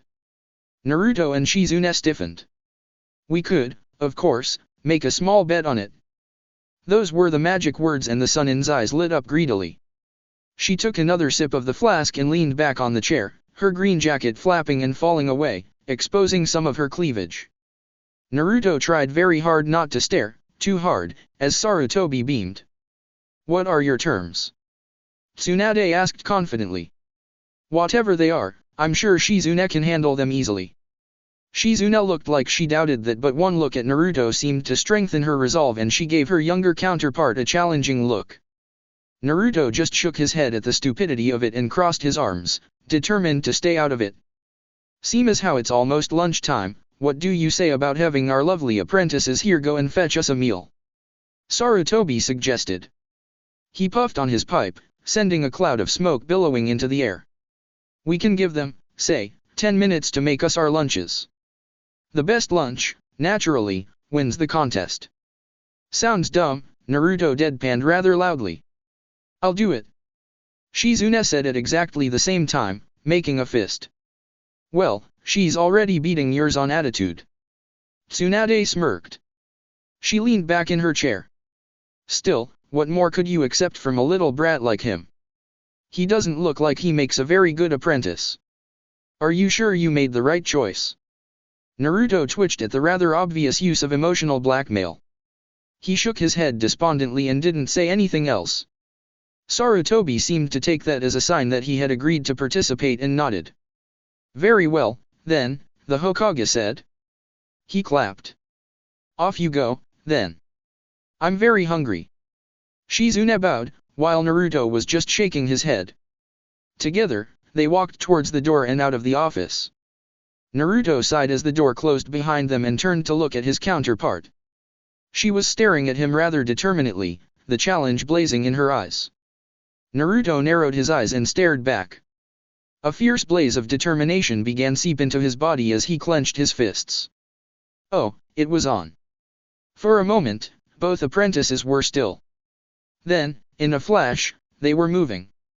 Naruto felt a pang of surprise as Shizune launched forward with incredible speed, moving much faster than he had been expected, and he struggled to keep up with her as they dashed down the hallway. Other shinobi and well-dressed men and women cried out and flinched as the two apprentices came bolting around the corner. Shizune was gritting her teeth as she dodged and weaved through a crowd of unaware obstacles, her medic nin evasion training assisting her, while Naruto merely leapt to the roof, flipped upside down and bounded over them. Shoulder to shoulder, both puffing loudly, they turned the last corner and approached the kitchen doors. They burst through them with ease and wood splintered as the doors were knocked off of their hinges. Luckily, the kitchen was empty and Shizune immediately grabbed the nearest available bench. Naruto took the one next to her and they pushed and shoved one another on their way to the fridge. The door was yanked open and both apprentices grabbed whatever they could, leaping back to their benches and dumping everything down. Naruto's hands were moving as a blur as he chopped a lettuce and sliced a tomato in seconds. He grabbed a wrap while throwing up a block of cheese. It soared into the air, slowed and then began to fall. Naruto had already lined the wrap with the salads. Something glinted in his hand. The kunai blurred through the air as Naruto sliced the cheese expertly, allowing it to fall on his wrap. He grinned, throwing a look at Shizune. Shizune ignored him as she finished putting a plump cherry on top of the icing. Naruto gaped at the frosty cake that she had somehow conjured in the last minute as Shizune threw him a triumphant look. They said lunches. Naruto protested loudly, his hands still blurring as he started slicing up rolls of cold meat and throwing them onto the platter he was making. This is a lunch. Shizune snapped back. She was delicately cutting the cake into thin slices, arranging each slice neatly on the plate in front of her. That's a dessert. Naruto growled.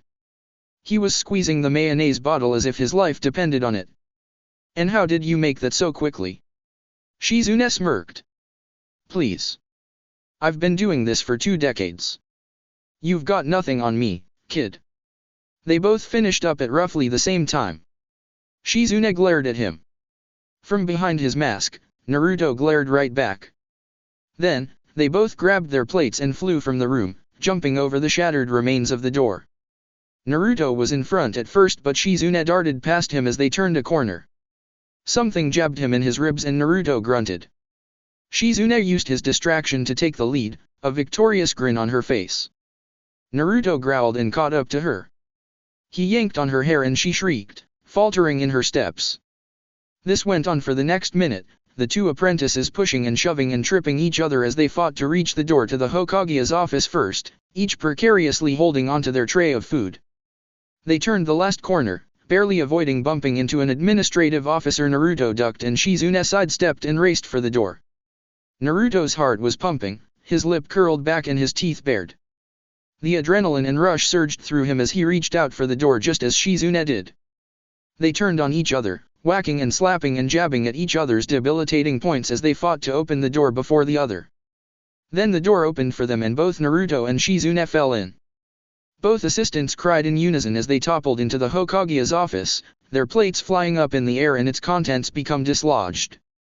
A moment late the food came crashing down right on top of them. Naruto's mask was blurred as salad, wraps, cake and fruit came smashing down on it. He used a hand to wipe the food off of his face and shook his head dazedly, looking around. A tall, thin man stared down at him in bemusement. His head was covered by an elaborate headdress, made of feathers and satin, which had the symbol of the Land of Fire emblazoned on it. He wore a sash of silk and fine cream robes, ornate symbols sewn on up the seams. He loosely held a fan in his right hand and was fanning himself absently. Behind him, Sarutobi had palmed his face and Tsunade was outright laughing. The Fire Lord, ruler of the land of fire and perhaps the most politically powerful man in the world, had just watched Uzumaki act like a complete fool. For a single split second, Naruto was completely and utterly mortified. Fool! Sarutobi thundered. Idiot! Tsunade yelled. A thick tome and a silver flask rocketed through the room. The book collided with Naruto's head, the flask with Shizune's, and both apprentices who were struggling to get up slammed back into the ground under the force of the throws. The Fire Lord let out a shrill, noisy giggle and fanned his face majestically. Oh, how amusing! He cried out. How very amusing indeed. Minutes later, a very apologetic apprentice prostrated on the floor feeling very sorry for himself. Tsunade had taken Shizune and left although Naruto was certain that he had heard her boisterous laughter the moment the door had closed. Above him, Sarutobi and the Fire Lord sat around the Hokage's desk, eyeing the despondent apprentice with varying degrees of amusement. Sarutobi just looked exasperated and grumpy, his eye twitching as he regarded Naruto, who tried desperately to sink into the carpet. Oh, yes, you have a very interesting apprentice, Hiruzen, the Fire Lord exclaimed. His voice was rather high-pitched and it almost had a whiny quality to it. The fan in his hand never seemed to stop moving, either. Oh, yes, very interesting indeed. My apologizes, Sarutobi grunted. He folded his arms and gave Naruto a specific look. He also apologizes. Don't you? I apologize, Daimyo-sama. Naruto repeated quietly. Oh, yes. The Fire Lord chuckled. He's very young indeed. Young and foolish, Sarutobi agreed. Naruto bit his lip, wanting to remind the Hokage that not 10 minutes ago he had been praising Naruto up and down. However, he held his tongue, recognizing the look on the old man's face. It was the look of somebody just looking for an excuse to make a poor, abused aide's life miserable, not out of any specific grievance but because the old bastard thought it was incredibly hilarious. Ferret! Sarutobi barked. For goodness sakes, stop slacking off. Stand up and make some tea for the Fire Lord. Naruto was up in a flash, opening the jar of tea leaves and preparing the tea as the Hokage apologized to the Fire Lord. Not always his fault, the Hokage was saying as Naruto bought over the Fire Lord's tea. I must confess, I have lobbed an extraordinary large amount of rather heavy items at his head. While his combat skills have not suffered, I do not believe it has done much for his common sense. Naruto ignored the slight as he usually did, at least, as he usually did when the Hokage had company, and carefully lowered the cup of tea to the Fire Lord's face level. He allowed the Fire Lord to see all angles of the cup and then carefully raised it to his face. A small gap opened up on his mask, right near his lips, and Naruto took a careful sip of the tea, making a point of visibly swallowing it in front of the Fire Lord. Oh, yes. The Fire Lord exclaimed as Naruto gently placed the now tasted and tested tea down in front of him. He's been trained well, oh yes, trained well indeed. Naruto bowed his head in thanks and straightened. As he did, he noticed the documents and maps on the Hokage's desk. At the moment, there was a large map of the land of fire spread open and a route had been traced out with red ink. On top of that there was a list of provisions donated by the Fire Lord to the village of Konoha, and next to that there was a mission request scroll tied with a crimson ribbon. This observation all happened in a second and Naruto didn't linger as he retreated to his position behind the Hokage and awaited his next orders. I'm glad to see that recovery efforts are going well, oh yes, the Fire Lord mentioned casually, as if he was talking about the weather. It's such a shame about Junburu no Maki, oh yes, such a shame indeed. The Lord of Tea Country is most upset, oh yes, most upset indeed. As are we all, Sarutobi responded gravely. 100,000 lives, men, women, children all taken in a second. I am to understand that the entire city is gone, turned into a smoking crater with very little left. Oh, yes. The Fire Lord agreed. He took a sip of his tea, his face showing his approval. Some were from the land of fire, many from Tea Country, oh yes. Including the Lord of Tea Country's favorite niece, oh yes. Such tragedy. We feel for his loss. Naruto didn't know if the Hokage was being a tad sardonic right there, but he certainly sounded sincere. I expect many angry letters from him. Oh yes, the Fire Lord continued. He fanned himself idly. If only you'd left some of the enemy alive, oh yes. But the Lord of Tea Country has nobody to take his anger out on, oh yes, nobody indeed, so I, of course, will take that burden. I apologize for the efficiency of our counterattack. Sarutobi's voice was definitely dry at that point. However, I felt it was best that we remove the threat to the Land of Fire as soon as possible. Oh, yes. The Fire Lord exclaimed. You did well, oh yes, exceptionally well indeed. He hid half of his face behind his fat and giggled. In fact, was it not your exceptional apprentice that led the team that stopped that madman from destroying this village? Sarutobi nodded gravely as Naruto straightened. Yes, it was, the Hokage answered quietly. He performed exceedingly well given the circumstances. The loss of Junburu no Maki was tragic, however, the situation could have been extremely worse.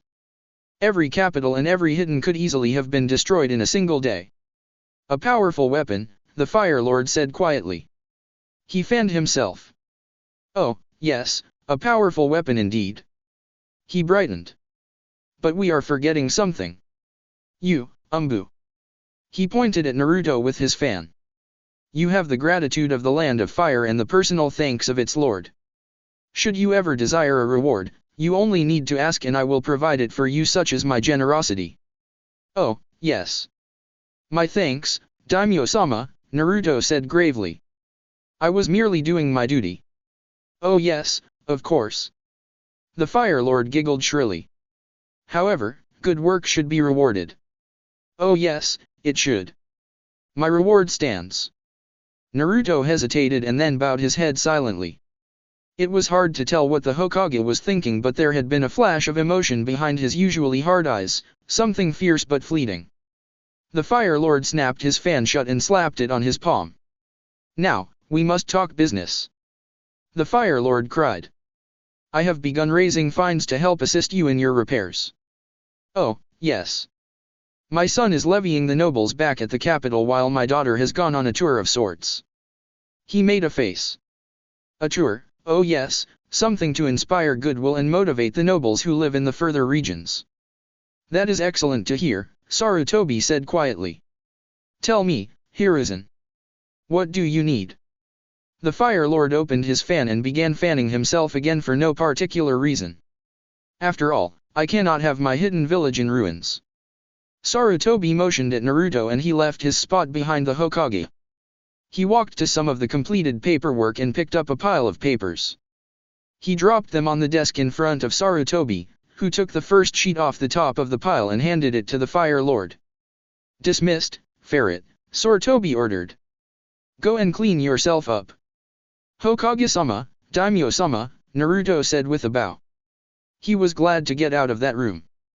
After spending over half of his life putting up with the Hokage's exaggerated tantrums and false moods, Naruto had developed a keen sense of when somebody was acting less than truthfully. With the Fire Lord, despite all of his eccentric mannerisms and quirky speech patterns, Naruto hadn't been able to get a read on him at all. He was glad to get out of that room and away from the eyes that had barely left him. The next couple of days were extremely awkward for Naruto. The Fire Lord, as a show of trust and respect for the village hidden in leaves, had planned an extended week's stay in the village. A full contingent of samurai had been stationed outside the village walls, mostly a symbolic gesture than anything else, and the Fire Lord's personal guard had arrived. Wearing thick red sashes with the unique symbol of the 12 Guardians, these elite shinobi apparently trusted nobody. There were 6 in Konoha at the moment and 3 never left the Fire Lord's side. Despite Naruto's role as the Hokage's aide, they had expressly forbidden him to be within the Fire Lord's proximity without the Hokage's presence. Naruto would have taken it personally, except that the rule apparently applied to all shinobi. It made the completion of his duties hard when the Fire Lord was touring the Hokage's tower or wandering about curiously, and there had been several times when Naruto had been kicked out of the tower. There was no use protesting and, honestly, he was glad to have an excuse to stay away from the Fire Lord. The unknown gleam in his eye whenever he encountered Naruto was disturbing, and the poor boy briefly wondered if the Fire Lord had those sorts of tendencies. He was working at the mission assignment desk, sorting out the different repair orders for the squads of genin that were scurrying about assisting with the rebuilding when the Anbu came for him. A flicker of movement caught his attention as a single Anbu member appeared in the office, a dog mask on his face. Ferret. The Anbu's voice was emotionless. You have been summoned for a mission. Report to the briefing room. There was the authenticity pulse through his tattoo, and Naruto nodded. The Anbu member disappeared in a flicker of movement while Naruto put away the last of the scrolls and closed the filing cabinet. Then, he made a handing and disappeared in a body flicker. A little while later, he stepped into the headquarters for the Anbu. The entrance to Anbu headquarters was located on the bottom level of Hokage's tower, and the facility itself extended underneath Konoha towards the Hokage's monument. Several facilities called these catacombs home: the Torture and Interrogation Department, the Advanced Research and Development's Office, and the General Intelligence Services Agency. Naruto's tattoo pulsed with chakra on his arm as he confirmed the correct passcodes and was granted access. Although he couldn't see them, he knew a full combat platoon guarded the entrance to these restricted areas at all times. He walked through the hallways, his footsteps echoing loudly in the deserted corridors. The genjutsu barriers were effective in cases of intrusion. Only those who knew the correct route through them could pass them, otherwise infiltrators could spend days wandering the corridors without getting anywhere.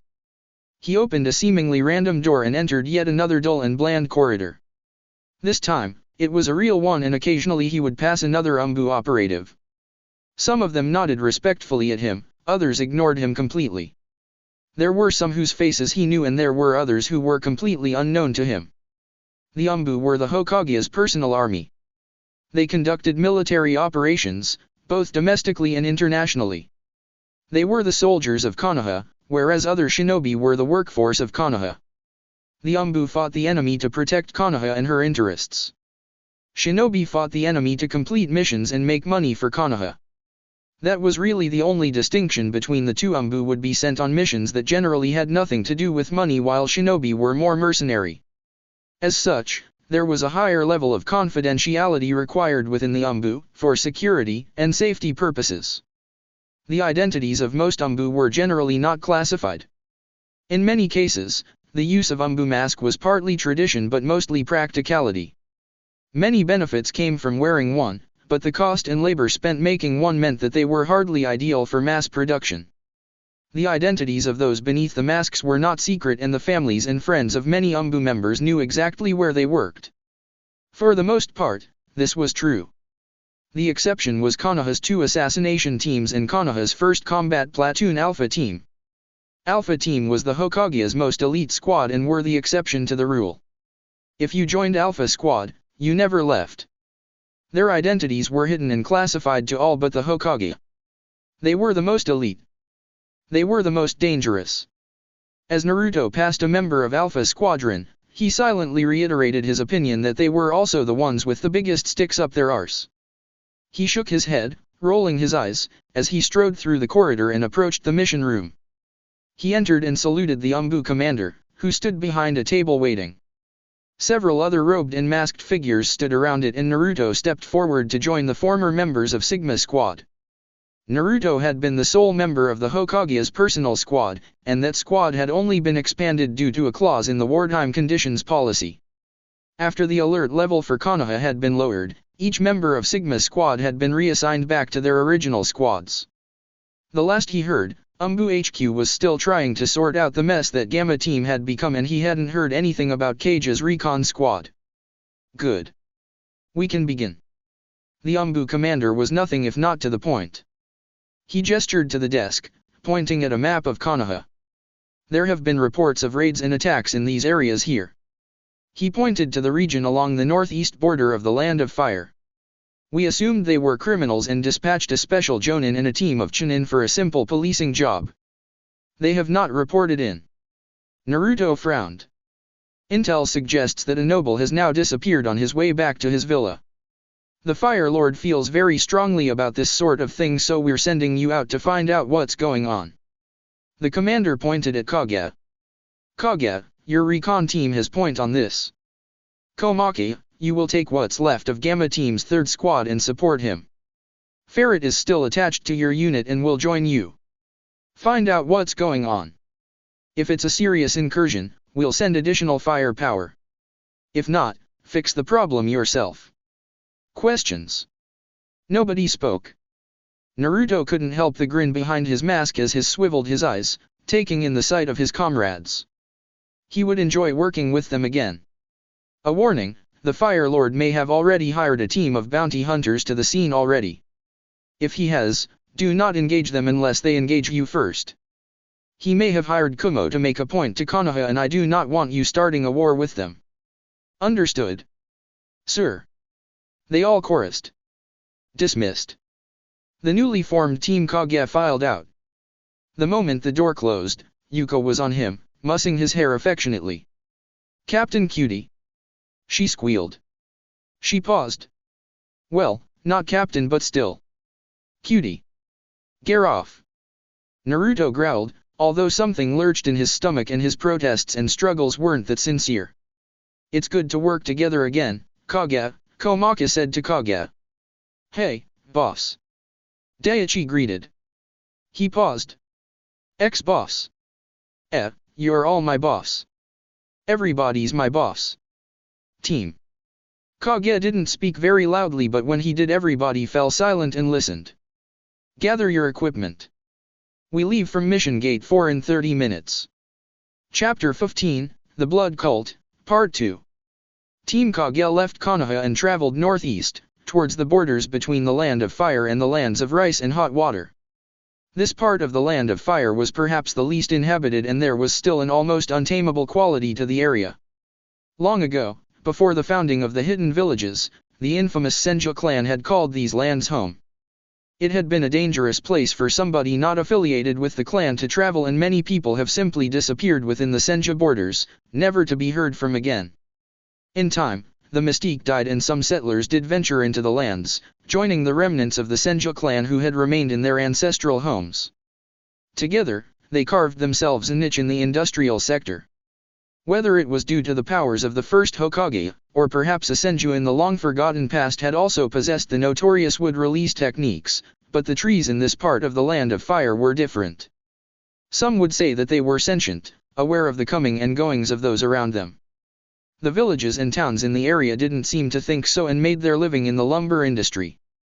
The wood here was highly prized, very sturdy and in high demand in all parts of the world. Initially, there had been some concern that sacred trees of the Senju would all disappear. Early on, though, the lumberjacks had discovered that the stumps of the trees they had felled would relatively quickly regenerate, and within the span of a few years another tree would have taken its place, as tall as any of its brethren.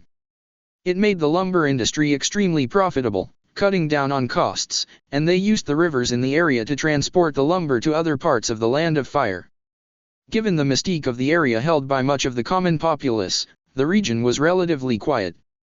War had not touched the land there since the time of the warring clans. Any hostilities between Kumo and Konoha had taken place in the bordering countries between them, the Land of Rice, the Land of Hot Water and the Land of Frost. This had not endeared the great villages to the populations in those areas, but some would argue that it was a worthwhile sacrifice.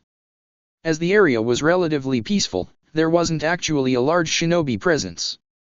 There was a battalion of Leafnin located on the border between the Land of Hot Water and the Land of Fire, and a few scattered Chunin police squads in the region, but that was about it.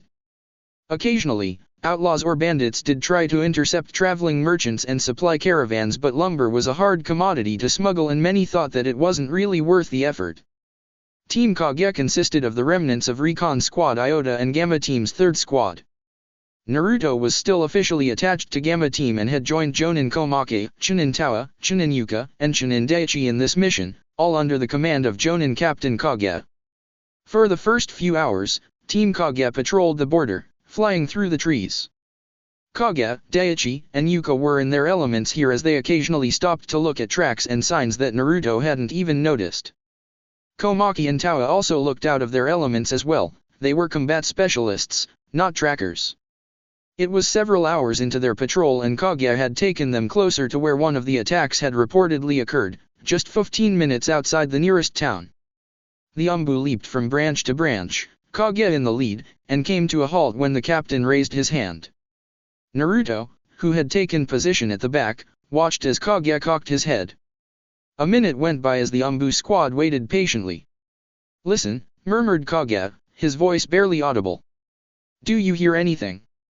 Komaki, his second in command for this mission, tilted her head. Naruto frowned underneath his mask, straining his senses to the maximum. He closed his eyes and allowed the sounds of the world around them to drift into his ears. He could hear birds chirp, the wind rustling leaves, the faint cries of distant animals and the chirp and buzz of insects. His own heartbeat filled his ears, the rising and falling of his breath quite noisy when he was still. Yet, from all of that nothing unusual struck his senses. Komaki evidently thought so too because she shook her. "I hear nothing unordinary," she answered quietly. Kage nodded. "Yes," he agreed. "Nothing unusual. Yet, Katsura village is located only 15 minutes west of our position. It's a small village that produces a great deal of lumber. During this time of the day and this time of the year, there should be men all throughout these forests working." "There's no sound of human activity," Komaki said with dawning comprehension. Naruto listened again. Kage was right. He couldn't hear anybody speaking near them at all. There were no distant thuds as axes thumped into trees. There were no sawing noises as workmen processed the fallen trunks. No chatter, no laughter, no nothing. Kage sniffed the air. Yet, there is a smell. He fell silent, pondering. "We're going to divert off our path for a few moments." The rest of the team acknowledged Kage's instructions and together they bounded towards Katsura village. Katsura village was a rather small village located in the inner depths of the Land of Fire. Surrounded by dense foliage, thick trees towered over it doing a very good job of hiding it from aerial view. As they approached the village, Naruto saw that it was quite undefended. There were no walls or gates. It was an open village, made primarily from timber and wood. The roofs of the houses were made from the thick bundles of leaves from the forest and must have done an adequate job of keeping the water out. The biggest structure in the village was at the other end, a large rectangular building that had been built next to the flowing river. The river pushed a water wheel, which must have turned something inside the factory. It looked like a nice, quiet village. Yet, the closer they became the more and more Naruto tensed. Kage had been right. There were no sounds of human activity coming from ahead of them at all. They had passed a worksite a few minutes ago and it had been completely deserted, as if nobody had shown up for work. No smoke rose from the chimneys of the factories and nothing around the houses seemed to move. Team Kage approached the village at good speed and leapt from the edge of the tree line. They landed in a crouch on the cobbled road that led into the village in rows. The village ahead of them was silent. Nothing moved. Kage's hands flashed and Naruto inclined his head in agreement. Although the sun was shining rather nicely down on him, he shivered as he passed the boundary and entered the village. The team split up and Naruto walked forwards, his footsteps silent. The houses lined up neatly around him, looking undamaged and untouched as far as Naruto could tell, but many of the front doors had been left open, rocking and creaking as the wind blew through the ghost town. Naruto clenched his hands, his heart beating quickly, and approached one of the houses. Despite the lack of an immediate threat, his hand slipped into his cloak and he pulled out a kunai. He also noted the positions of several objects suitable for the replacement technique, before he took a deep breath and entered the house. It was the house of somebody who tried very hard to keep it clean despite the age and cluttered nature of the house. It was a small home, with only 4 rooms. Naruto had walked into the kitchen and he stared at the dinner table. There were 5 seats, 2 large seats at both ends of the table, 2 smaller seats on the sides and one that had been clearly raised up for a small child. Dinner plates and tin cups had been left uneaten. There was a chopstick on one of the plates that had speared a piece of meat and then dropped, as if the entire family had decided that they weren't hungry at the exact moment. Naruto bent down and placed a gloved finger in one of the dinners. It was cold. He pulled it out and carefully wiped it on the faded green patterned tablecloth. The sun shone in from the kitchen windows as the blonde Anbu decided to inspect the other rooms.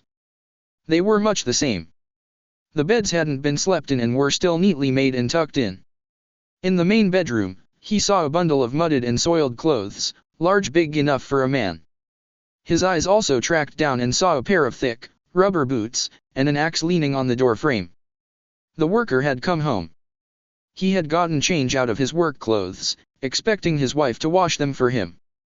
He had started dinner with his entire family. Then, they had all left and vanished. He searched the rest of the house for any more clues, pausing briefly in the smallest bedroom and staring at a fluffy white teddy. It stared back at him with dull black eyes, a grin sewn onto its face, and Naruto quietly closed the door. He made a cursory inspection of everything else, but nothing else jumped out to him, so he left, leaving the front door open exactly the way he had found it. The wind flew into the village and the wooden creaked. Naruto continued his search for the next few minutes and met up with the rest of his squad at the end of the street. "Report," commanded Kage, his voice barely a whisper. "There was a disturbance at the village stables," Daichi murmured. The soil was disturbed and the wood had been chipped near the stalls. The horses seemed to have taken the doors out and bolted. Daichi's report was the only one of substance. The rest reported what Naruto had already seen.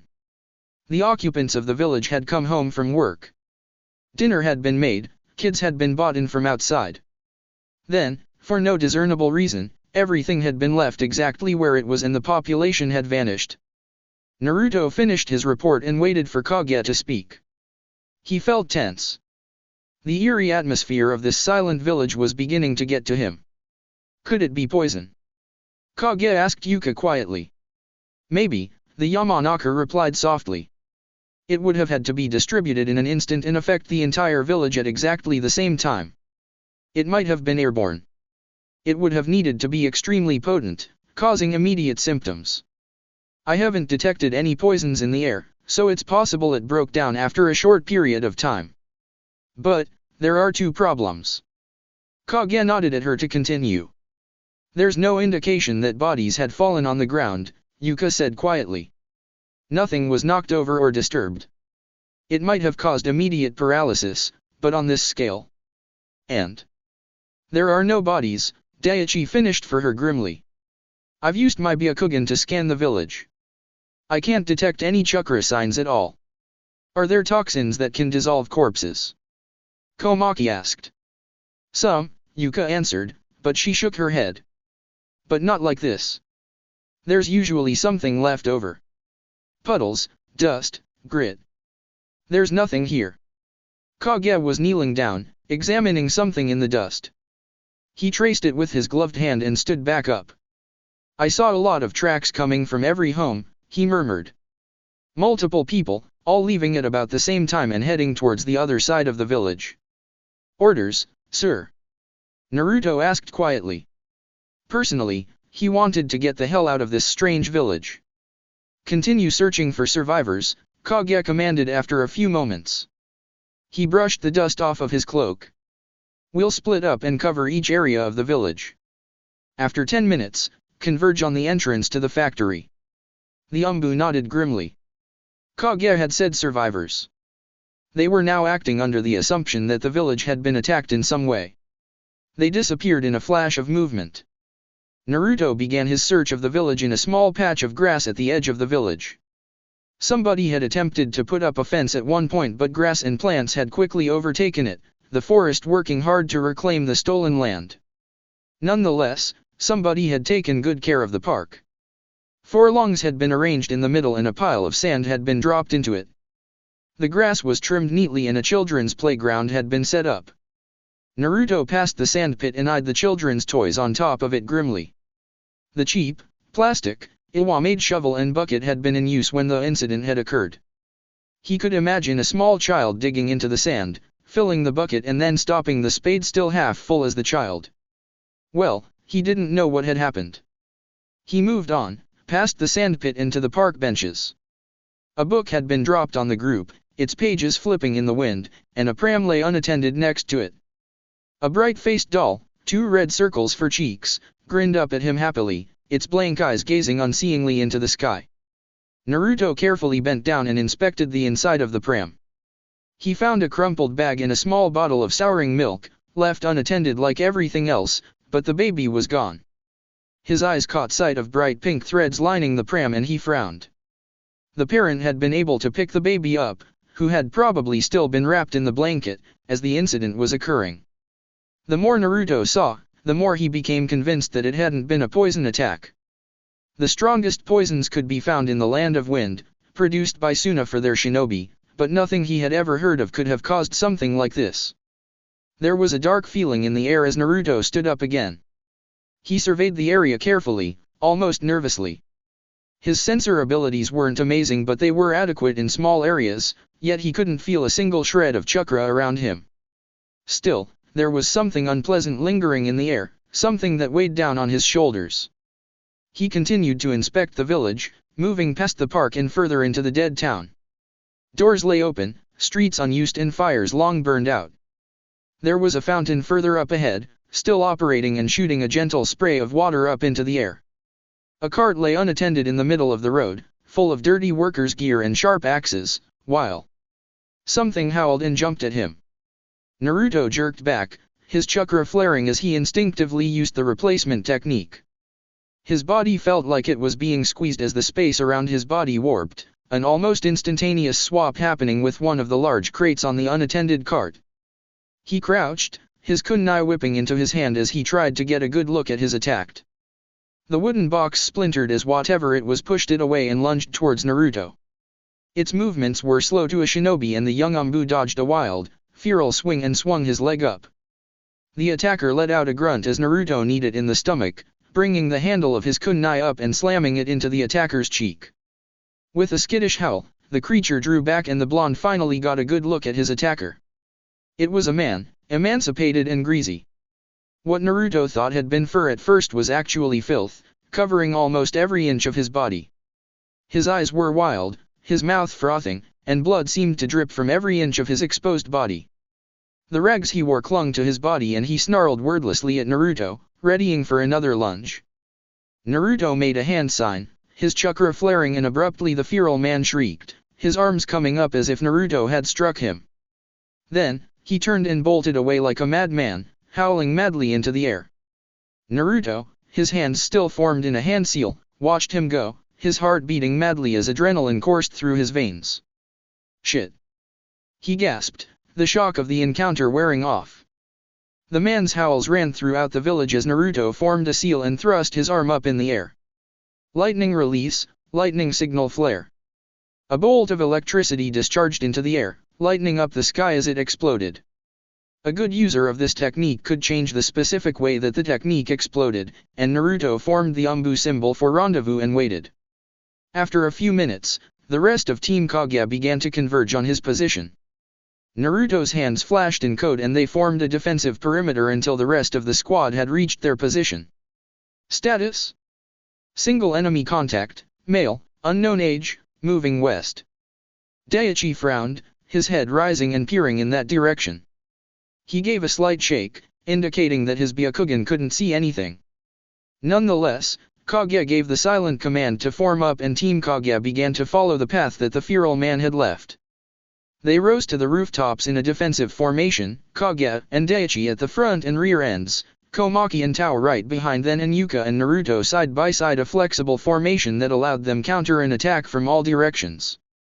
There was no sign of the man, but it seemed like he had been heading for the large factory. After they had reached a certain distance, Daichi suddenly raised his hand and the group halted.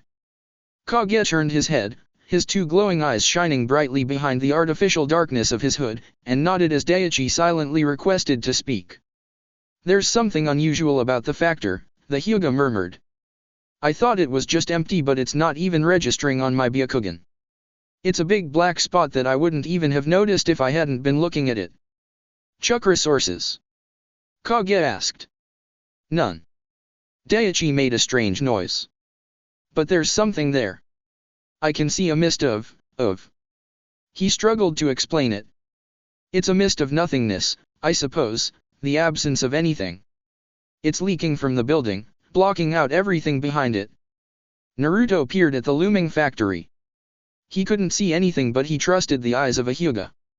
Kage took this into consideration and the squad advanced, jumping on rooftops and making their way to the factory. As they reached the entrance they halted and Naruto took in a deep breath. There, on the large metal doors, An archaic symbol had been drawn with a thick crimson liquid that Naruto instinctively knew was not paint. There was a lot of it, 2 more blood than one person would have been capable of donating. The shutters on all of the windows were down and there was a strange chill in the air, causing the skin on Naruto's arms to prickle. "Something inside of me is screaming not to enter that place," Komaki murmured. The squad had unconsciously drawn closer together, their shoulders pressed against each other like rookie genin. Kage stood at the front, surveying the factory quietly. "I don't think we're going to like what we find," Tawa said grimly. Kage's fingers blurred. "Defensive formation, recon team top window, combat team main entrance, care for traps." Daichi and Yuko leaped forward and began climbing up the vertical wall of the factor, Kage in the lead, while Komaki raised an arm and signaled Naruto and Tawa to take formation. Together, they walked to the bloodied door and entered the desolate factory. Outside of the factory walls, Katsura village had been virtually intact. There had been no signs of a struggle. The buildings had not been damaged or destroyed. There had been no signs of violence. Within those 4 factory walls, Team Kage had descended into a kind of hell that none of them had ever encountered before. The first indication that something was terribly wrong was when they had opened the door and 2 things had seeped out from the inside. The first had been a veritable river of blood, the crimson liquid oozing over their feet and pushing against the door. Naruto had instinctively applied chakra and watched with a sort of horrified detachment as the blood flowed out of the factory. Then the second thing had struck them all at once, a terrible, overpowering stench of death. It filled his nostrils, threatening to make him gag, and he was only just able to activate the mask's filters before he was sick. The buzz of flies filled his ears as Tawa pushed the door open, passed the river of blood, and then stood back with the rest of his team. Despite all their training and emotional conditioning, each Anbu member hesitated. None of them wanted to go inside because they knew exactly what they were going to find. Komaki recovered the quickest and gestured forward. Naruto and Tawa reluctantly obeyed, stepping inside the darkened factory. The door slowly creaked shut behind them, cutting off all of the light. The loud buzz of flies filled the air, intermingled with the harsh breathing from all 3 Anbu. The floor was sticky and wet. The 3 shinobi were pressed up against each other, grateful for the body warmth that they produced that fought against the unnatural coldness that lingered in the air around them. Naruto didn't want to turn on his enhanced vision features of his mask. He really didn't want to. He did, and hell greeted him, leering at him with broken teeth and hollow eye sockets. Naruto flinched, his breath shortening, and he staggered back until his back was pressed against the door. The corpse grinned maniacally at him from its spot at the entrance to the foyer, crucified against the wall. Its body was missing large chunks of flesh and its skin had been peeled off. Blood, urine, fecal matter, and all kinds of body matter clung to it. Many of its bones were visibly exposed and its nose had been torn clean off its face. It was the most horrible thing Naruto had ever seen. He had thought the Skynins had been horrible as they burned their way through the southern regions of the Land of Fire. But their torture and murder of the inhabitants of those helpless towns was nothing to what was inside that factory. Naruto, Komaki, and Tawa had stepped inside the factory and into the entrance lobby. It was hard to tell what features it had had before. The floor was literally overflowing with blood and symbols of all sorts had been drawn on the walls with surprising care. There were no other bodies within visual range, but the buzz of the flies only grew louder as they looked past the first crucified victim at a set of double doors which lead to the factory floor. Naruto swallowed and embraced his emotional conditioning. His mind became strangely calm as he forced the horror of what he seen down into the very recesses of his mind. With a deep breath, he gently bumped Tawa and Komaki. The 2 turned to him as Naruto gestured silently at the door. Then, somewhat breaking protocol, Naruto took the lead and allowed Komaki and Tawa to follow him. He reached out with a gloved hand and gently pushed the doors open. There were mountains of bodies twisted, disfigured, deformed. Men, women, and children had been thrown into piles, blood flowing down them towards the entrance lobby. From what remained of many of the faces Naruto could see, they had not died well. Their faces were twisted into eternal expressions of agony, signifiers that their last moments had been squeezed horribly out of them. Beyond the mountains of corpses, bodies had been pinned up on the walls, arms splayed out and bolted down with thick metal spikes. Blood dripped from these corpses as well, or what was left of them. Many of them were not in one piece, some with only a head and a meaty limbless husk for a body. Strangely enough, every body Naruto could see had a head. He caught movement in his eye and froze, his eyes swinging up. It was Kage, leading Daichi and Yuka up above them on one of the metal walkways that crisscrossed over the factory floor. Bodies had been pinned up against the ceiling, arranged around that same symbol that had been splattered over the factory doors, a perfect circle with an upside-down triangle fitting in it. His tattoo pulsed and Naruto sent a pulse back, silently gliding over the blood and past a pile of hacked-off limbs. The closer he got the bodies, the more he saw how horrible, mutilated and tortured these poor people had been.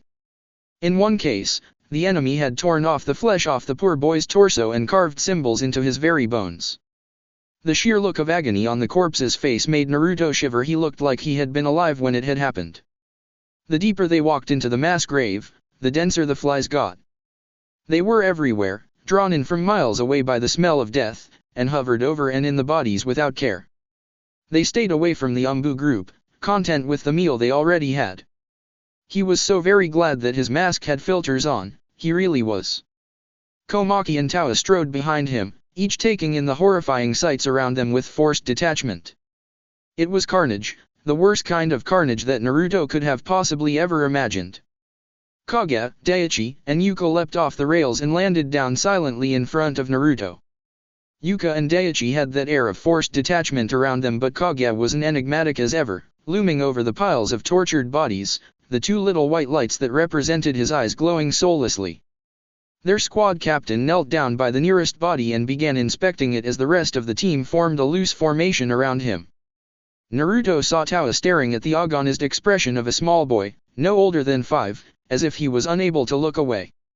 He only reacted when Komaki touched him on the shoulder, jerking back as his head flew around, and then he patted her hand softly. Both Daichi and Yuka had drifted closer to Naruto, the two exchanging lingering touches as if to reassure each other that they were still there. Naruto gestured at Daichi.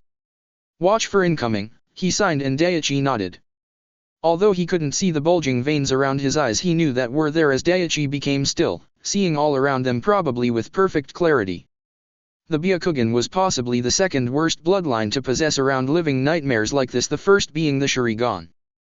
He couldn't imagine having these images seared into his head for the rest of his life, unable to forget. Kage stood up from the body and led the team deeper into the factory. Ritualistic symbols had been drawn everywhere. Naruto didn't like looking at them. They seemed fine at first and they had been drawn with care. It was definitely more preferably examining the sigils than it was the bodies. But the longer he looked at them, the more it seemed like they were moving, blood oozing against the power of gravity and squirming in the confines of the symbol. Yet, when he looked away and focused his attention somewhere else, he could always see them at the edge of his peripheral vision, something deep within his psyche recognizing them as a threat to be watched. His breathing was harsh to his ears as Kage stopped, eyeing the bodies all around him. Their cloaks were blood-free, the liquid flowed off it as water did on oily surfaces. Kage reached into his cloak and pulled out a small book. He consulted it for a few moments. Total population 714, Kage signed. Naruto looked around grimly. That seemed around right. There was no sign of the mysterious attacker as they came to the center of the factory floor. Here, makeshift barricades had been placed up and many bodies lay on the ground. These were different, they had relatively normal inflicted wounds one might receive in battle. Naruto eyed the shovel held the hands of a corpse and the axe buried in that same corpse's chest. They have fought each other. His eyes raked over the battlefield, pausing briefly on the middle-aged woman who still had her hands wrapped around a child's throat. The little girl's face was blue, her wide green eyes frozen with terror and horror and betrayal. The resemblance between the girl and her attacked was too much, and for a moment Naruto's mental stability threatened to collapse. He closed his eyes, taking a deep breath, and steadied himself. Something was brewing in the deep, dark parts of his stomach. Embers were being stoked, a terrible fire beginning to crackle and burn. Naruto embraced the feeling, his fists clenched tightly. Kage bent down on some of the corpses. He examined them as Naruto looked away, the young, blonde Anbu not wanting to risk threatening the mission with an emotional outburst. Kage stood, his fingers flashing. Flesh underneath the fingernails, factory tools used as weapons, free-for-all struggle, the silent captain signed. Cause amusement for the enemy? As Naruto stared at the makeshift barricades and the walkways around and above them, he could just imagine their faceless enemy watching from above as the civilians fought each other to the death. The woman had been willing to strangle her own daughter to comply with whatever the enemy had wanted. Perhaps they had been promised freedom, or guaranteed that they would be spared, lies said as their friends, families, and people they knew were butchered all around them. There was a loud clang and the Anbu squad stiffened. They formed around each other, standing in the middle of the arena, backs together. Hokage kept his head straight as he whispered very quietly. Daiichi. Negative, the Hyuga breathed. I want him alive, Hokage said emotionlessly. There was a flicker of movement from the shadows. Naruto tensed and watched, his eyes peering past the mountain of bodies and into there. The same feral man jumped out, screaming and wailing as he had before. He had a logger's hand axe in his hand, waving it about madly as he charged at them. It was an unfair fight.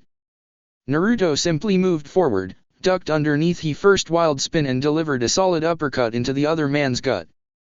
The feral man wheezed and Komaki moved, senbon and wire whipping through the air as she bound them man together in an elaborate rope of metal. The man ranted and screamed and wailed, driving away the deathly silence in the air as the Anbu squad surrounded him. There's no chakra in him. Daiichi said. His voice was faint. It's impossible, but it's true. There's not a single shred of chakra in him at all, just that blankness. Yuka. Kage only said her name and the Yamanaka nodded. She seemed reluctant as she approached the prisoner and placed both hands on the side of his head. At her touch, the man stilled and Yuka froze. It lasted a few moments and the last echoes of the man's screams faded away.